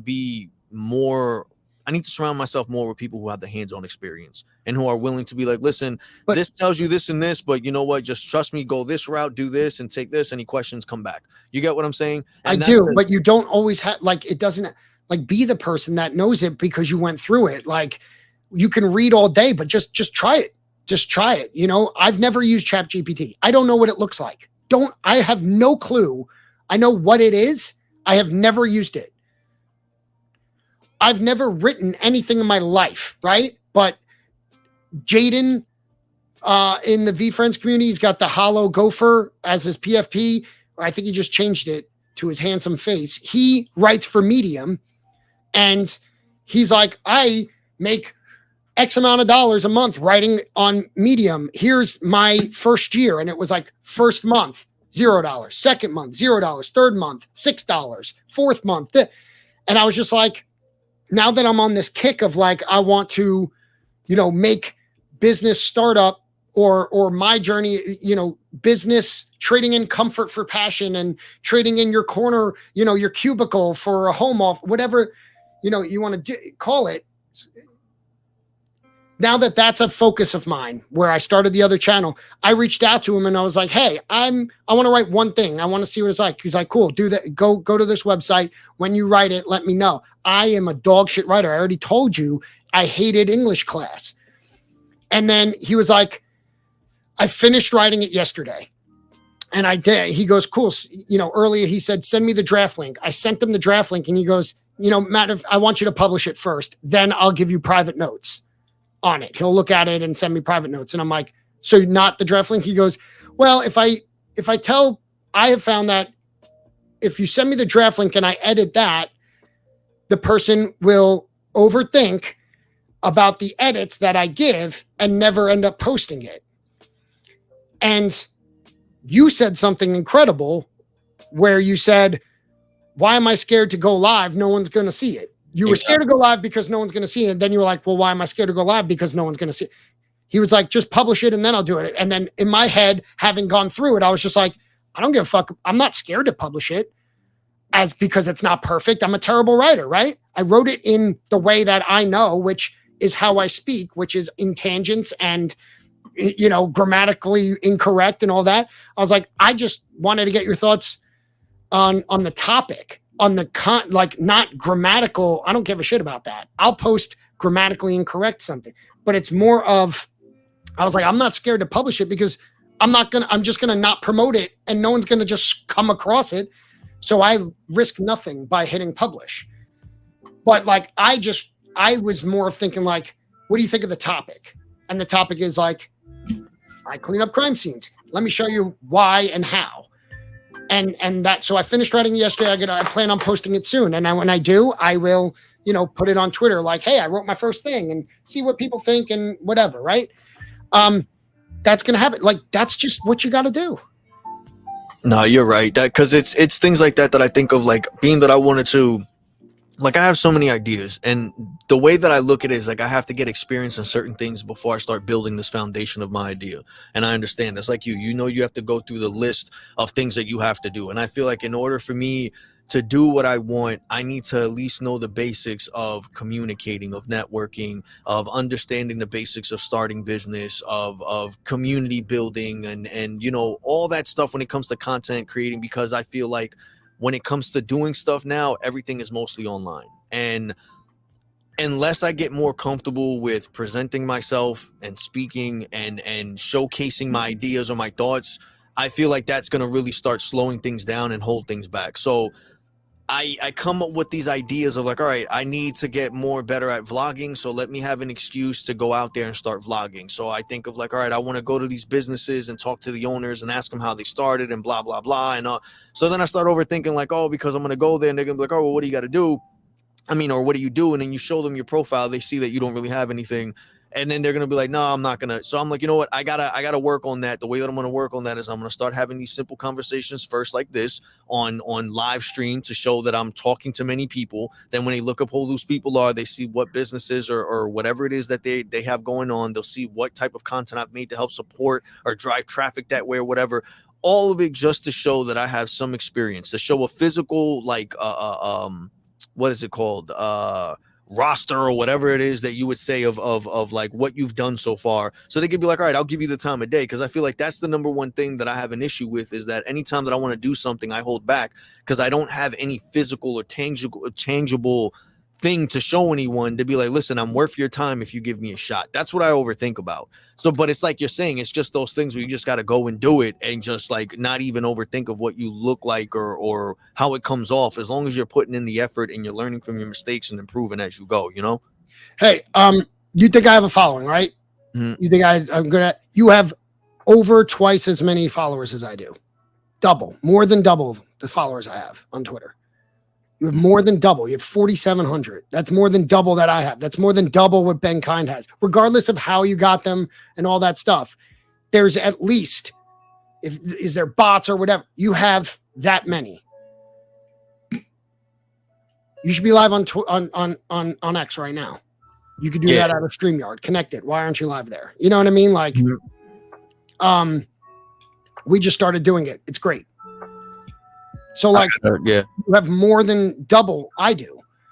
I don't know how to get to your numbers. I want to get to your numbers, and all of the videos, the stupid videos I do to try to promote the stream that I do, all of that. And I'm still not even halfway to you. So what are you talking about? I don't have a huge following. Mm-hmm. I feel like, but that's the way that I compare it to that is like you're saying bots and everything. And I look at like active stuff, because the way that I built up my following is literally is like what I'm trying to do now on streaming. I was just doing, but just on Twitter. And the way that I got that idea was just off of Gary Vee. Gary Vee said that all he did was stay on Twitter and talk to people about wine. All I did was stay on Twitter and just try talking to people about what they were doing. Why'd you stop? Because people, it just came off. I started noticing the more that I was doing it and I was genuinely enjoying the conversations, I started noticing it became a thing of like bots. And then people just started, it wasn't like people. So The way that I looked at it was like I was trying to have one-on-one conversations with people. Some people wanted to do it in DMs. I wanted to do it out in the open because I felt like people would get value out of the conversations. The more I did it out in the open, the more I started noticing it was more body. Then I started moving it from, all right, let's change it from, public stuff so you don't get spam stuff to have, DMs. Then it just started becoming the DM, bot thing of like, yeah, click this and all, so the more and more I tried going about it simply, the more I started seeing that other people were doing the same thing, but in a spam related way. So I didn't want to, I was trying to think of something different. So that's why I was, let me get off that. My next idea was like to do, and it was before I wanted to do the streaming podcasting stuff. Cause I always wanted to do podcasts and have those conversations.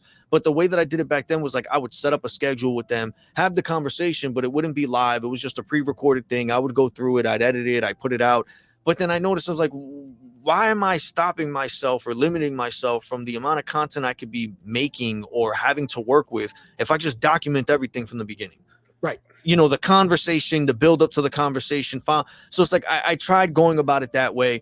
And then it just came up that people didn't want to be on stream and everything. So then I just kept adapting. Then I was like, you know what? Twitch has like the voice chat thing where you can like leave a voice note. I was like, what if I just did something where publicly they don't have to show their face? I just ask a question, put it up, and whoever responds, I would want them to respond with the audio, take the audios, and then make that into a podcast. And like I just kept playing around with all these different ideas, and I would keep trying them out. Yeah, exactly. And that was the issue. The issue was I had so many ideas, and the more that I did it, it just looked even more spammy and more like, why am I fucking? Which one do you like the most? This? I like this more just because it's more of like it's the closest you can get to being like face to face. 100% agree. You know what I'm saying? And I feel I feel like conversations over the phone and stuff, some even through text can be misconstrued or misunderstood. So I feel like this is the best way to do it. And at the same time, it's the best way to try to help give people a visual of who you are, how you speak, your background, everything, like all those little things that help build the character of someone getting to know you better. And I feel like it all helps. Or the easy access it is to just click a link and go to their profiles and look at, what they've done so far and things. That's why I like this way of it. But it's like I used to overthink about the views and who's looking, and now I just look at it like, all right, right now I'm in StreamYard, and I kind of like this better compared to, I'm used to OBS. The reason I like this better is because I honestly forget that we're streaming and I just feel like we're in a Zoom call. Right. You get what I'm saying? So that's why I feel like, and the first time I ever tried this was with Ben, and the conversation went so long, and I think that's why I kind of didn't overthink. I kind of forget that we're streaming. It just feels like I'm having a chat with you, despite my little thing on the bottom or whatever. But it's that comfortability that I'm trying to get and make more normal, and just have it out there without really overthinking. And that's why I don't set up the time schedules and all that shit. I want to try to just have a regular conversation with you, but at the same time, document it, make some stuff, because I want to be in that world. I want to make content. I want to help other people learn. It's like you said, you want to help other people. My whole thing is I want to try to find a way to help other people also, but just in a way that's like, I just want to do it different. Like you have your way of sharing information. I have my way of sharing information. You have your way of supporting people. I have mine. But I feel like there shouldn't be a limit to how many different combinations of helping people there should be. So it's like, I see that there's so many amazing people out there. I may be shy and timid about certain things, but for whatever reason, I like being in front of the camera. I like doing things for attention. It's just when it comes to doing it publicly more, like I kind of hold back more. And the only reason why is not because I don't care, but I'm more ashamed or embarrassed for the person who knows me. I think about my kids and how they feel like if someone was to see their dad doing stuff or streaming still or opening packs, or the mother of my kids and her being like, yeah, that's their dad. And he's like, I think of shit like that. That's what kind of gets in my head. I don't care if I'm outside in a clown suit, butt naked and whatever. If I find amusement in it and I have a reason for it, I'm going to do it. But at the end of the day, what bothers me and what holds me back is the overthought or the feeling of someone who knows me to be like, yo, that's your boy, or that's the person you were telling us about, or That's the thing that stops me, which is why I overthink and I want to do the whole perfection thing. Because like I know that there's so many people willing to be like, yeah, let me go check it out because it's your dad or that's your friend or because like right now you would go and you would tell someone to check my stuff out. They'll check it out. They don't know me from a hole in the wall, but they have that much confidence in your references that they're going to go and look at it. And my thing that I overthink is I don't want to fuck that up for that person just by them being like, yo, check this person out. And it's not what it is. Now, the next time they come around, they're gonna be like, yeah, listen, Tom told us about that other dude. So keep that in mind. You get, that's the way that I get look. What you're saying, but like literally no one does that. Do you know what I mean? That's something I'm trying to get over like crazy, which is why I think of things like going to Texas. But you're thinking of reasons to not do things. Why, like, focus on the reasons to do things. There are real reasons why you should not go to Texas, and it's money, it's kid schedule, it's that. Those are reasons to not go to Texas. Those are the only reasons to not go to Texas. Exactly. You know what I mean? There really isn't a good reason to not go to Texas unless you can't because of and money, that's the or shit. You can't because of schedule conflicts. Because I'm literally looking at it like from that to like all the in like the situation that I'm in right now. It took a while. I put some money aside and I have an idea. Now I feel like the only thing that's stopping me is just putting some money and time into it to bring the proper attention and show people like this is what it could be. This is what I could do. Like do it. You know what I mean? Mm-hmm.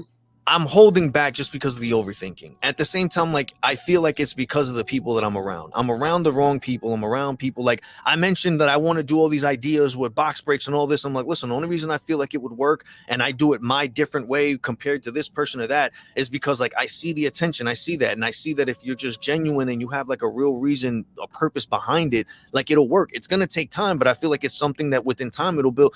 And then we're like, oh, that's stupid. That's this. That gets in my head. I think about going to Texas, and it's like you said, like the only excuse would be like scheduling or financially. So then I start thinking like, all right, if scheduling's an issue or my kids are, what is it I can do to fix that?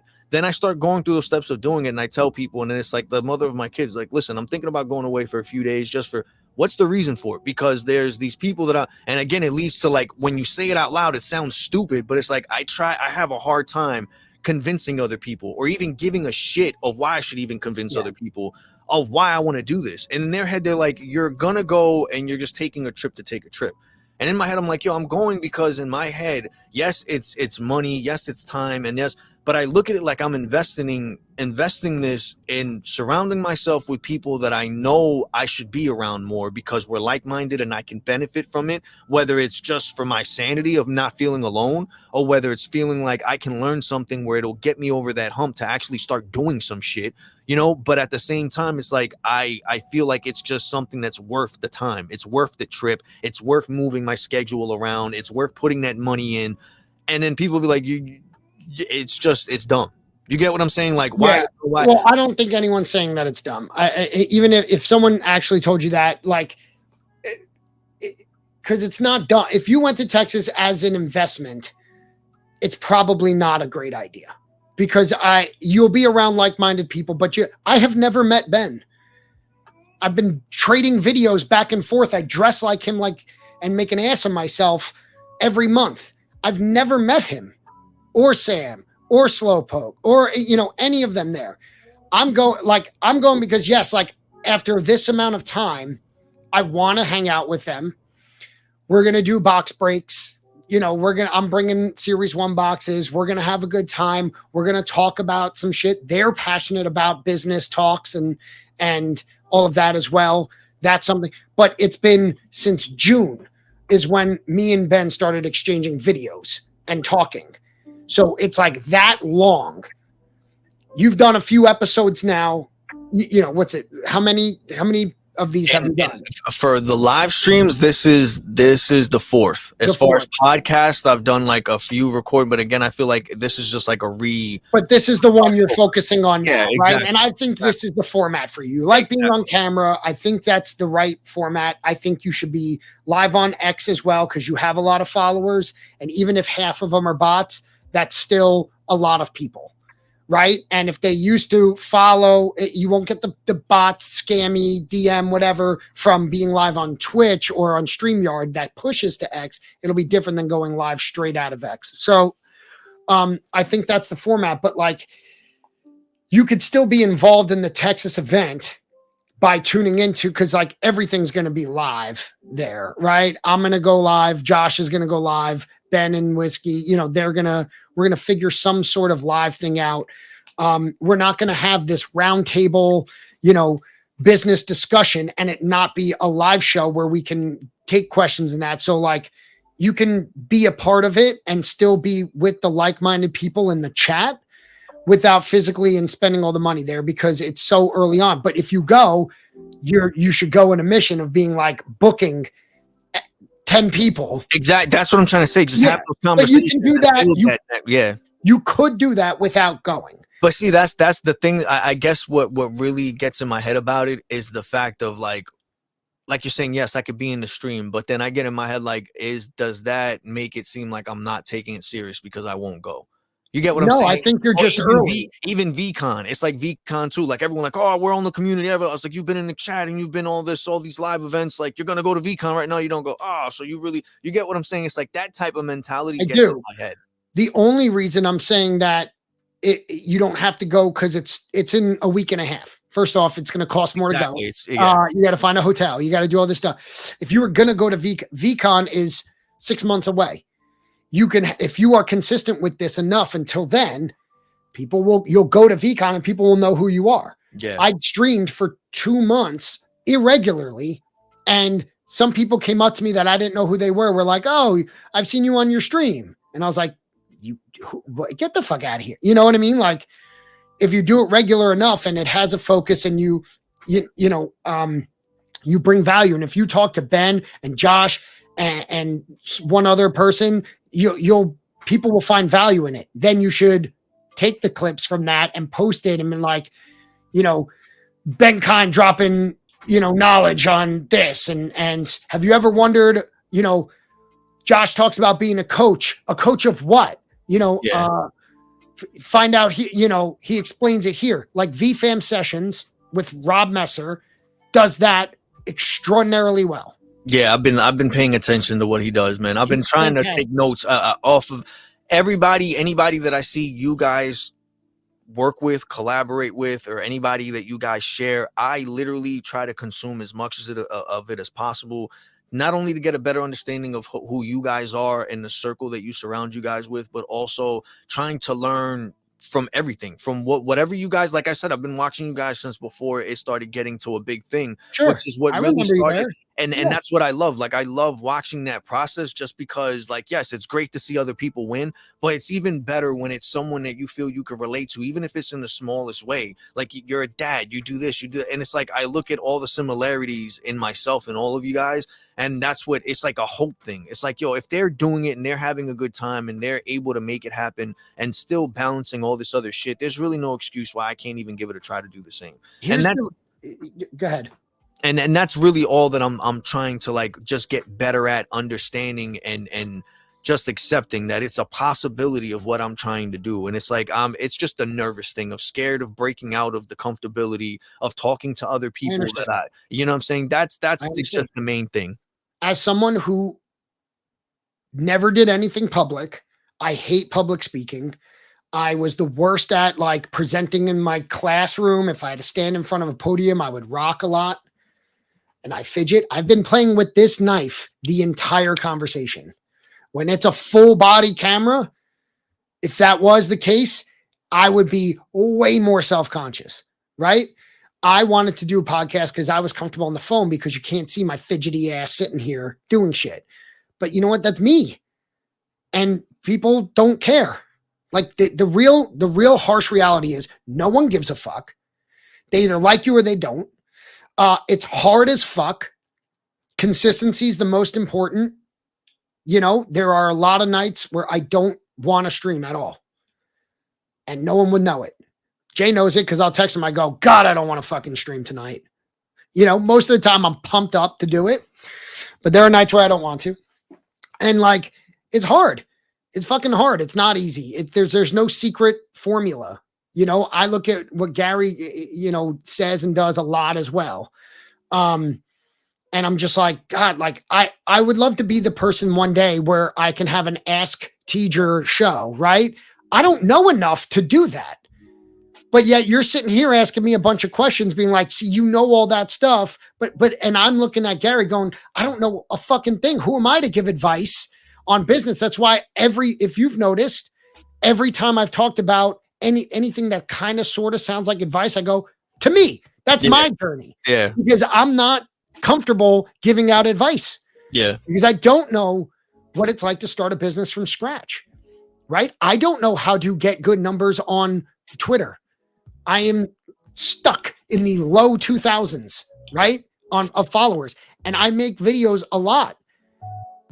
And I do a live stream 2 times a week, and scheduling having the actual schedule, even though I still get asked every single time, 9 p.m. What time zone? I'm like, you've been in the show, in the chat 50 times. We're always live, 9 p.m. Eastern Standard Time. You're still asking, right? Yeah. I want to say, it's still, but like, it's because no one cares enough. Like, no one, like, I get where you're coming from. There's a lot of overthought of things, and it's really not that serious. Yeah. It's really, truly not, because if you say or do something or whatever, and a show, we've had shows that have sucked. With Fanatics have gone long and absolutely decimated the plans we had for our night. And I'm like, fuck, like, the last stream was great. We've been promoting this one. I did that video. Fanatics, Rips decides to open up cards, which is exactly what our plans were. And he started at noon, and he's still going at 10 at night. And I'm like, all right, fuck it. Like, let's just take the pressure off. Let's go on and just like have fun. And if 5 of us end up talking and just discussing what we're seeing, cool. We've canceled plans and been like, fuck it. Well, let's just have like a easygoing one, low key night. We're not going to sell anything. We're not going to break anything because, it's this or with that. Adaptability is big too, but like consistency, I think, is more important, because something might happen that stream unexpected. Like Gary could tweet it out and 800 fucking people show up, or someone's like, hey, you have a Series 1 box, I'll buy it. And it's 1 a.m. and we're like, okay. And then we have an awesome clip for the next day. So like, if and when you go through this and you find that you said something that I loved, which was, no one's going to see it, so who gives a fuck? Put it out there, right? Yeah. That was like my favorite line of this whole conversation. That would, to me, should be a clip that you put and be like, to anyone who's worried about putting something out there because they have no audience, watch this clip. True. Yeah, no, you're right. Do that for the 10 things you like about it, and you have clips for the next week and a half. Yeah, no, that's what I've been doing basically. Right now, I'm stacking up on a few things, because I feel like what stopped me before the first time around was I got fatigued trying to keep up with making as much content. I felt like I needed to be like Gary all over the place with like a million videos and all that, and then I didn't really have the content to make such stuff. So now I'm more focused on, one, really trying to listen and learn so that I can do this properly. I want to take this more seriously. I want to schedule the editing. Yeah, no, that's what I've been doing. 1/2 out, because you don't need graphics and this. You're using the words that people are saying. So it should take 10 minutes to find the spot, and then it takes 30 seconds to clip, snip here, snip here. It's even while we've been talking, I've just been taking note of the time and what you're saying. Brilliant. Yeah. You know how many times I go back and I just try to like just little magic of editing so the conversation comes off, that people understand where it's leading to and what. So when the kids are at school, or the kids are this, or you get a 20-minute. Cool. Yeah. Clip it. Post it.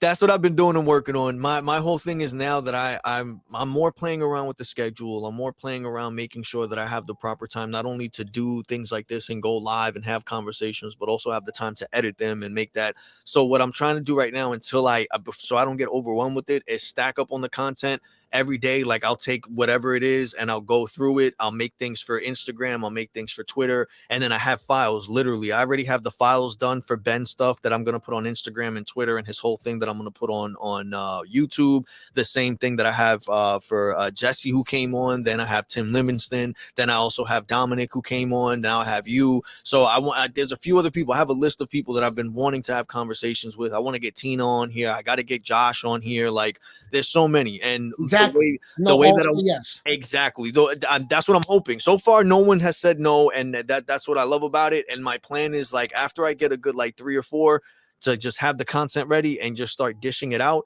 so that I don't overthink and I don't feel like, oh, I slacked off a day or two, whatever. Like, I got stuff and I got content there in the back burner and like backup ammo to just keep going and keep it consistent. But like, get it off the back, because I'm scrolling through, I don't see a single clip. So like, I haven't put. Yeah, no. I'm putting it. Stacking. Yeah, no, that's what I've. I don't mean to be a dick. Like, no, last week, that's what happened. Last week, I didn't even stream it all because I got caught up just editing all this stuff, and then it wasn't until exactly. And now I got to put it out. Now I got your stuff, so I was like, you know what? This week I have to really put everything out there. Fuck this show. Like, don't worry about this one. You have to put clips out before you start editing the next one. If you have the clips, just post one. I was gonna start posting. So like, I have stuff sitting on the YouTube channel. And the only reason I haven't made it public is I started changing banners and I started getting caught up on all that shit. Yeah, you're and right. I'm no one to be giving someone like advice on whatever. But like, just do it. Like, I don't no. Like I said, dude. Like, you want to see?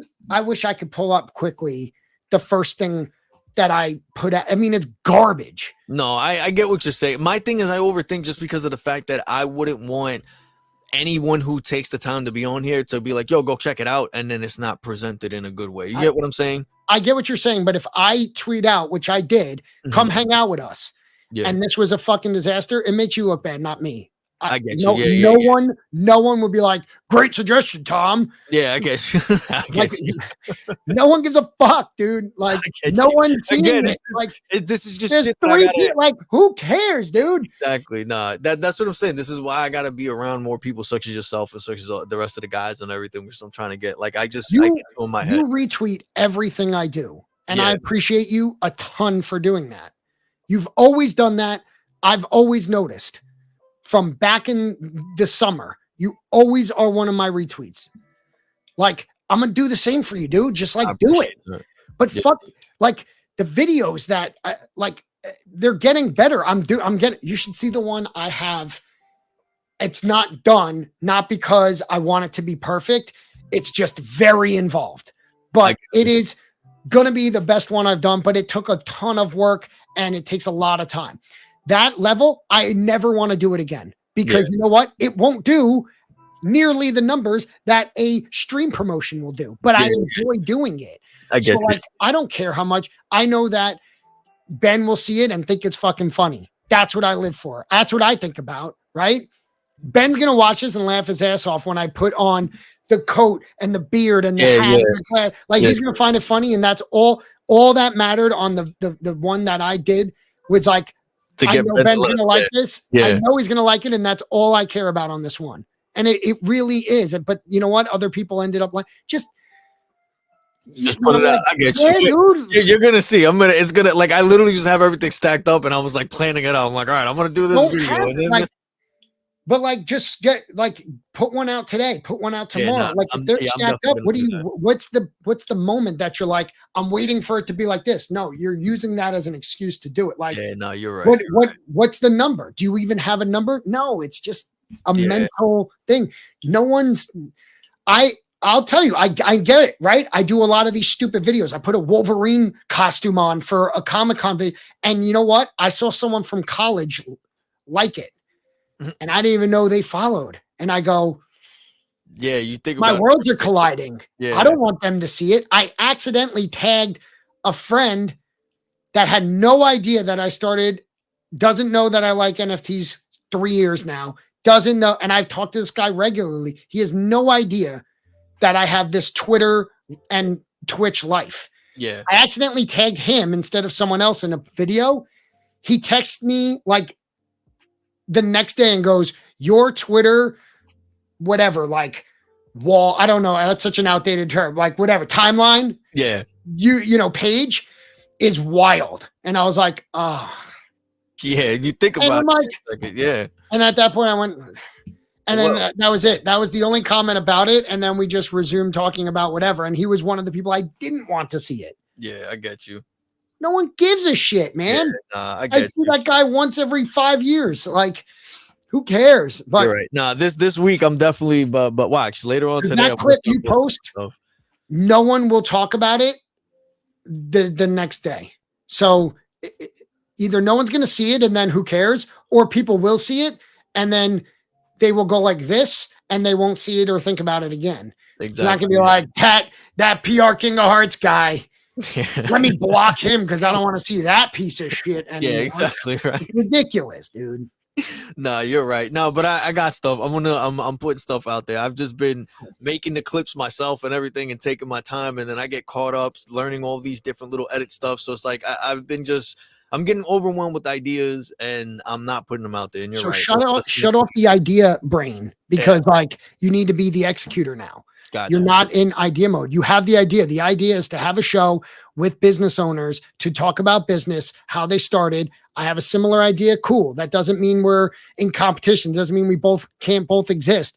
But you have the idea.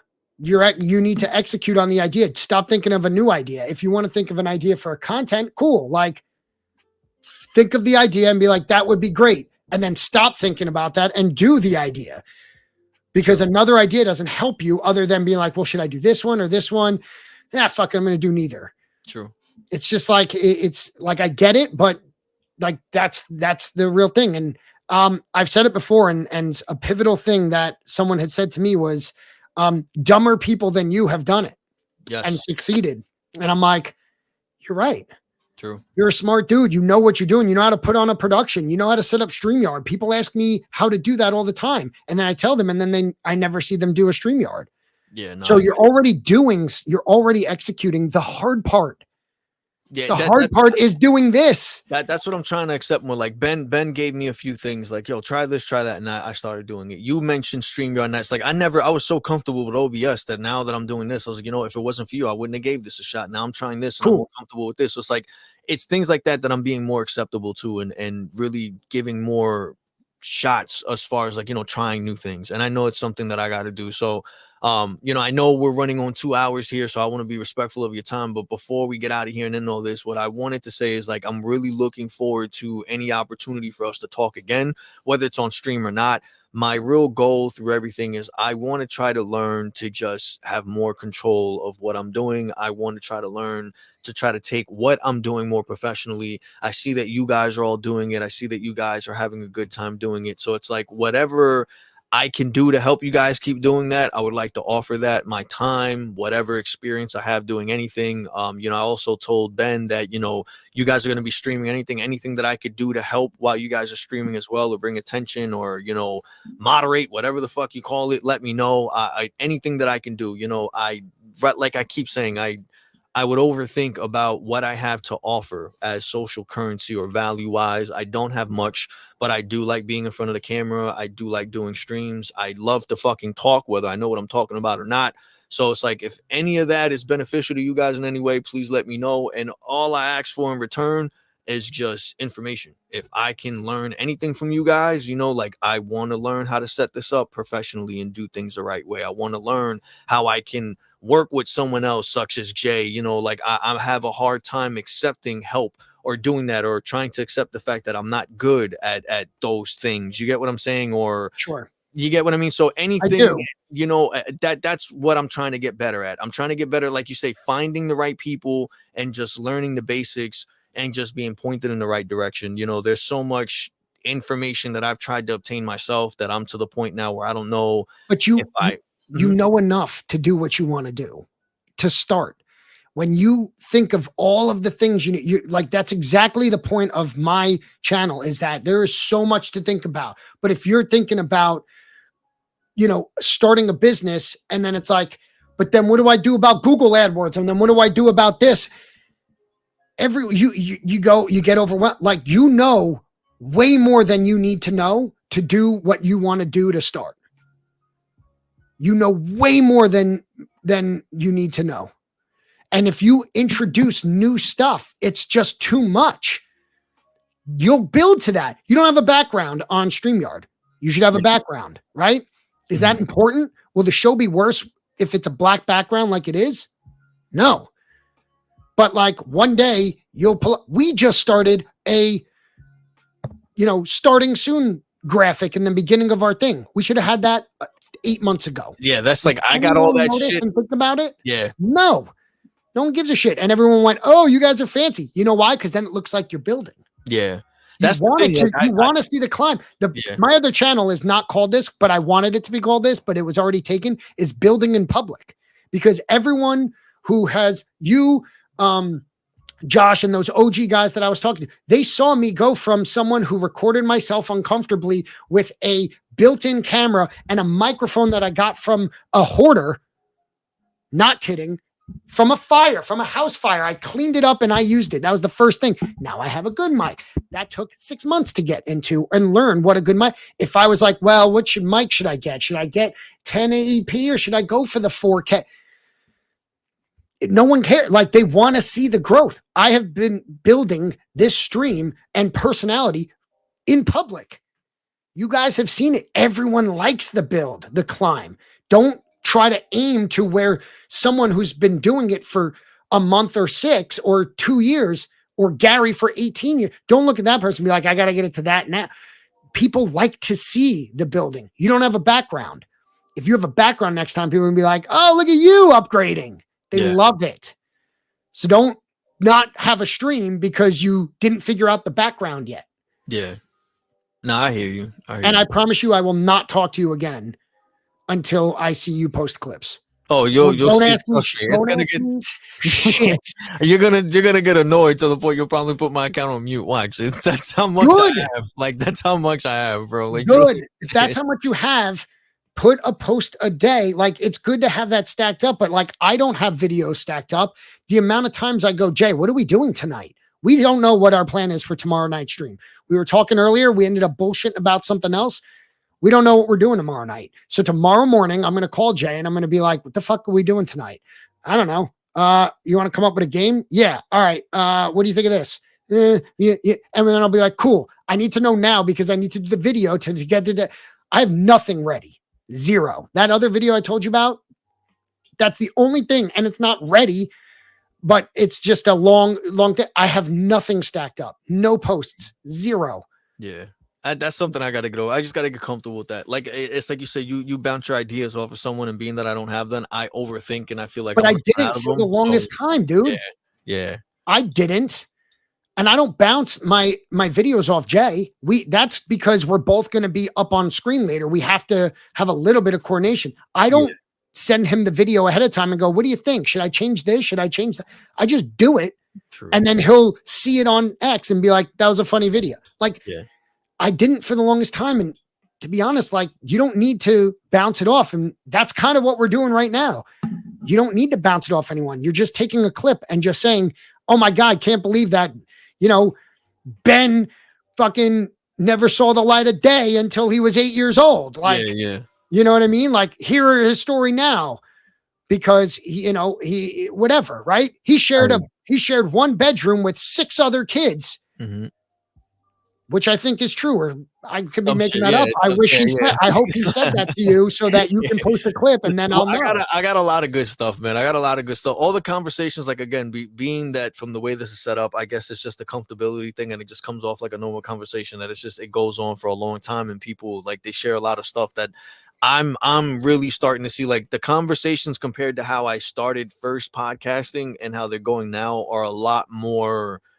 I feel like they're a lot better. The conversations are more natural. It's more easygoing. I'm more relaxed. I'm not overthinking. I'm not all over the place. And look, I'm always all over the place, but it's like, it's less of a mess where it's like I'm trying to hit a target and I don't know where the fuck I'm going, to now where it's just like a regular conversation. And then we're getting so much out of it. I feel like, and that's all I keep getting from people, which really hypes me up to do more of it. Even if it's just a few handful of people, they actually hit me up and say, yo, I didn't know about this, and I learned through this, and I really appreciate that you said this, or that you had this person on and that they said that. And all. It's those little things that I actually like, because, like I said, a big thing of why I want to do this is because when I was going through all this and trying to find my way through stuff, I felt alone in the sense that I didn't think anyone else could relate.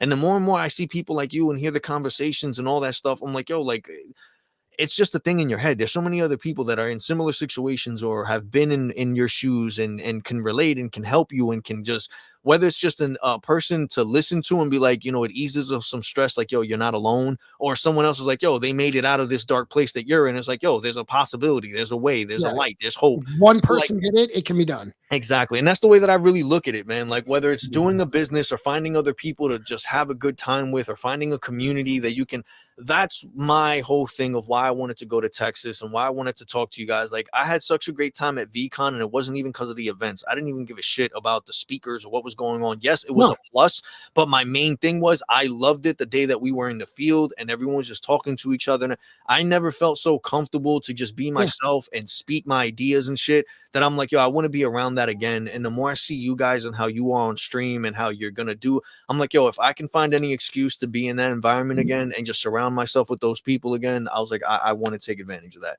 But it's like you're saying, it's a thing that it's going to take some time to just make sure that, you know, it's the proper thing to do when you have to do it or when the opportunity presents itself, you know? So it's like, I appreciate all that. I appreciate what you do streaming. I appreciate you giving me the time. And, you know, as far as even as you guys going out of your way to go meet up with each other, even though you guys are doing it for yourselves in whatever way, at the end of the day, man, all this streaming stuff and everything you're doing is helping a lot of people in many different ways. I don't know if you guys know it or not, but whether it's just entertainment, whether it's you guys giving us a place to speak to each other in the chat or in the community or however you want to look at it, it's really helping a lot of people. I'm speaking from experience. You know, I'm a single dad, you know what I mean? I go from working to being with my kids, and then I'm alone for the rest of the time, and it's hard to find like-minded people. So the fact that you guys are willing to put yourselves out there and be yourselves publicly on stream or on your content or on your posts, like, thank you. I appreciate that. It really means a lot, you know, and I'm just hoping that we can keep this going and keep more consistent and get to know each other better and hopefully collab on some other stuff. And, you know, yeah. That's it. Yeah. Anytime. Although I'm serious about not talking to you until I see the clips. But like you're saying, you want to hit the target. You don't need another like that's an excuse, right? You don't need someone to bounce it off. Post one, and if it gets good views, you did something right. If it didn't, okay, you know, all right. What if I'm as a viewer? What do I do? You say you want to hit that. You're trying to hit the target. Well, there's a reason. There's a clip and a gun. You're not going to always hit it in one shot. You have more than one shot, right? So the target's still there. Use the whole clip. Keep going, right? If you miss the first time, adjust and shoot again. Yep, you're right.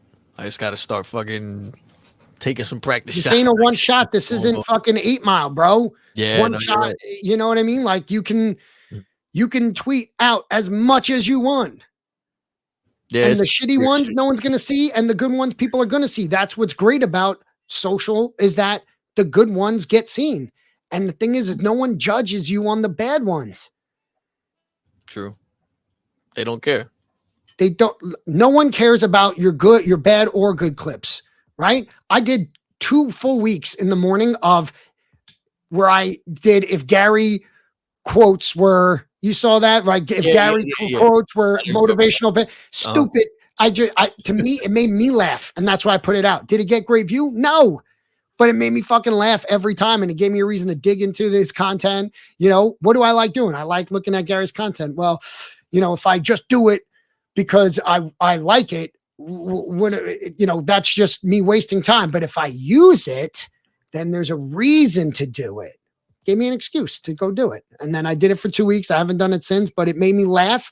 And that's all. I just want to make people laugh more than anything, more than selling cards. I like to make people laugh. So that's all I always try to go for. But listen, man, just you'll learn from experience, but you can bounce any questions off me. I mean, I'm happy to do this again. Yes. Thank you, man. I really appreciate it. And yeah, man, I'm looking forward to what you guys have planned for this Texas event.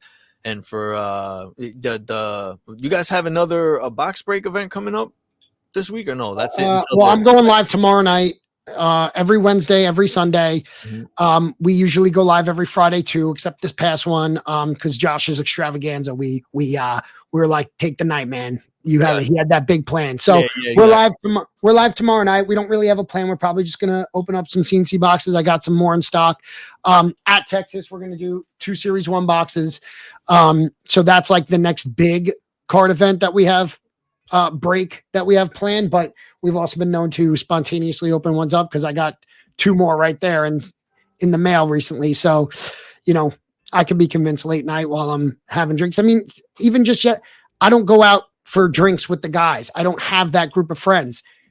But twice a week I drink with my friends. Do you know what I mean? So Yeah. that's why like I enjoy doing it so much because I'm having a drink with my friends. I get you. So anyway, thank you so much for having me on. It's been a pleasure. You're doing great, man. Just you should change it from clocking out to overthink. Yeah. That's but yeah. But no, I got you. I'm definitely putting out those clips, man. I'm definitely gonna do that, and I'm definitely gonna just hustle and work so I can get these clips for this stream out before you guys head to Texas also. And if anything I could do to help, let me know. And in the future, I'm hoping all of us, whether it's just me and you or all of us together, I would like to collaborate and do some streaming stuff and give some people away some stuff also. You got it, man. All right, man. Thanks. Take care. Have a good rest of the day. Thank you guys for tuning in. Anyone who's watching the pre-record and everyone who came into the chat. The Bees. Then Shout we got out to Bees. Yes. Shout out to Brett. Then we got J Rob. I also want to talk to him also. That's another person. So next on my list is Josh, J Rob. We got Tina. And anyway, thank you guys. Take care. Love y'all. Stay safe. Peace.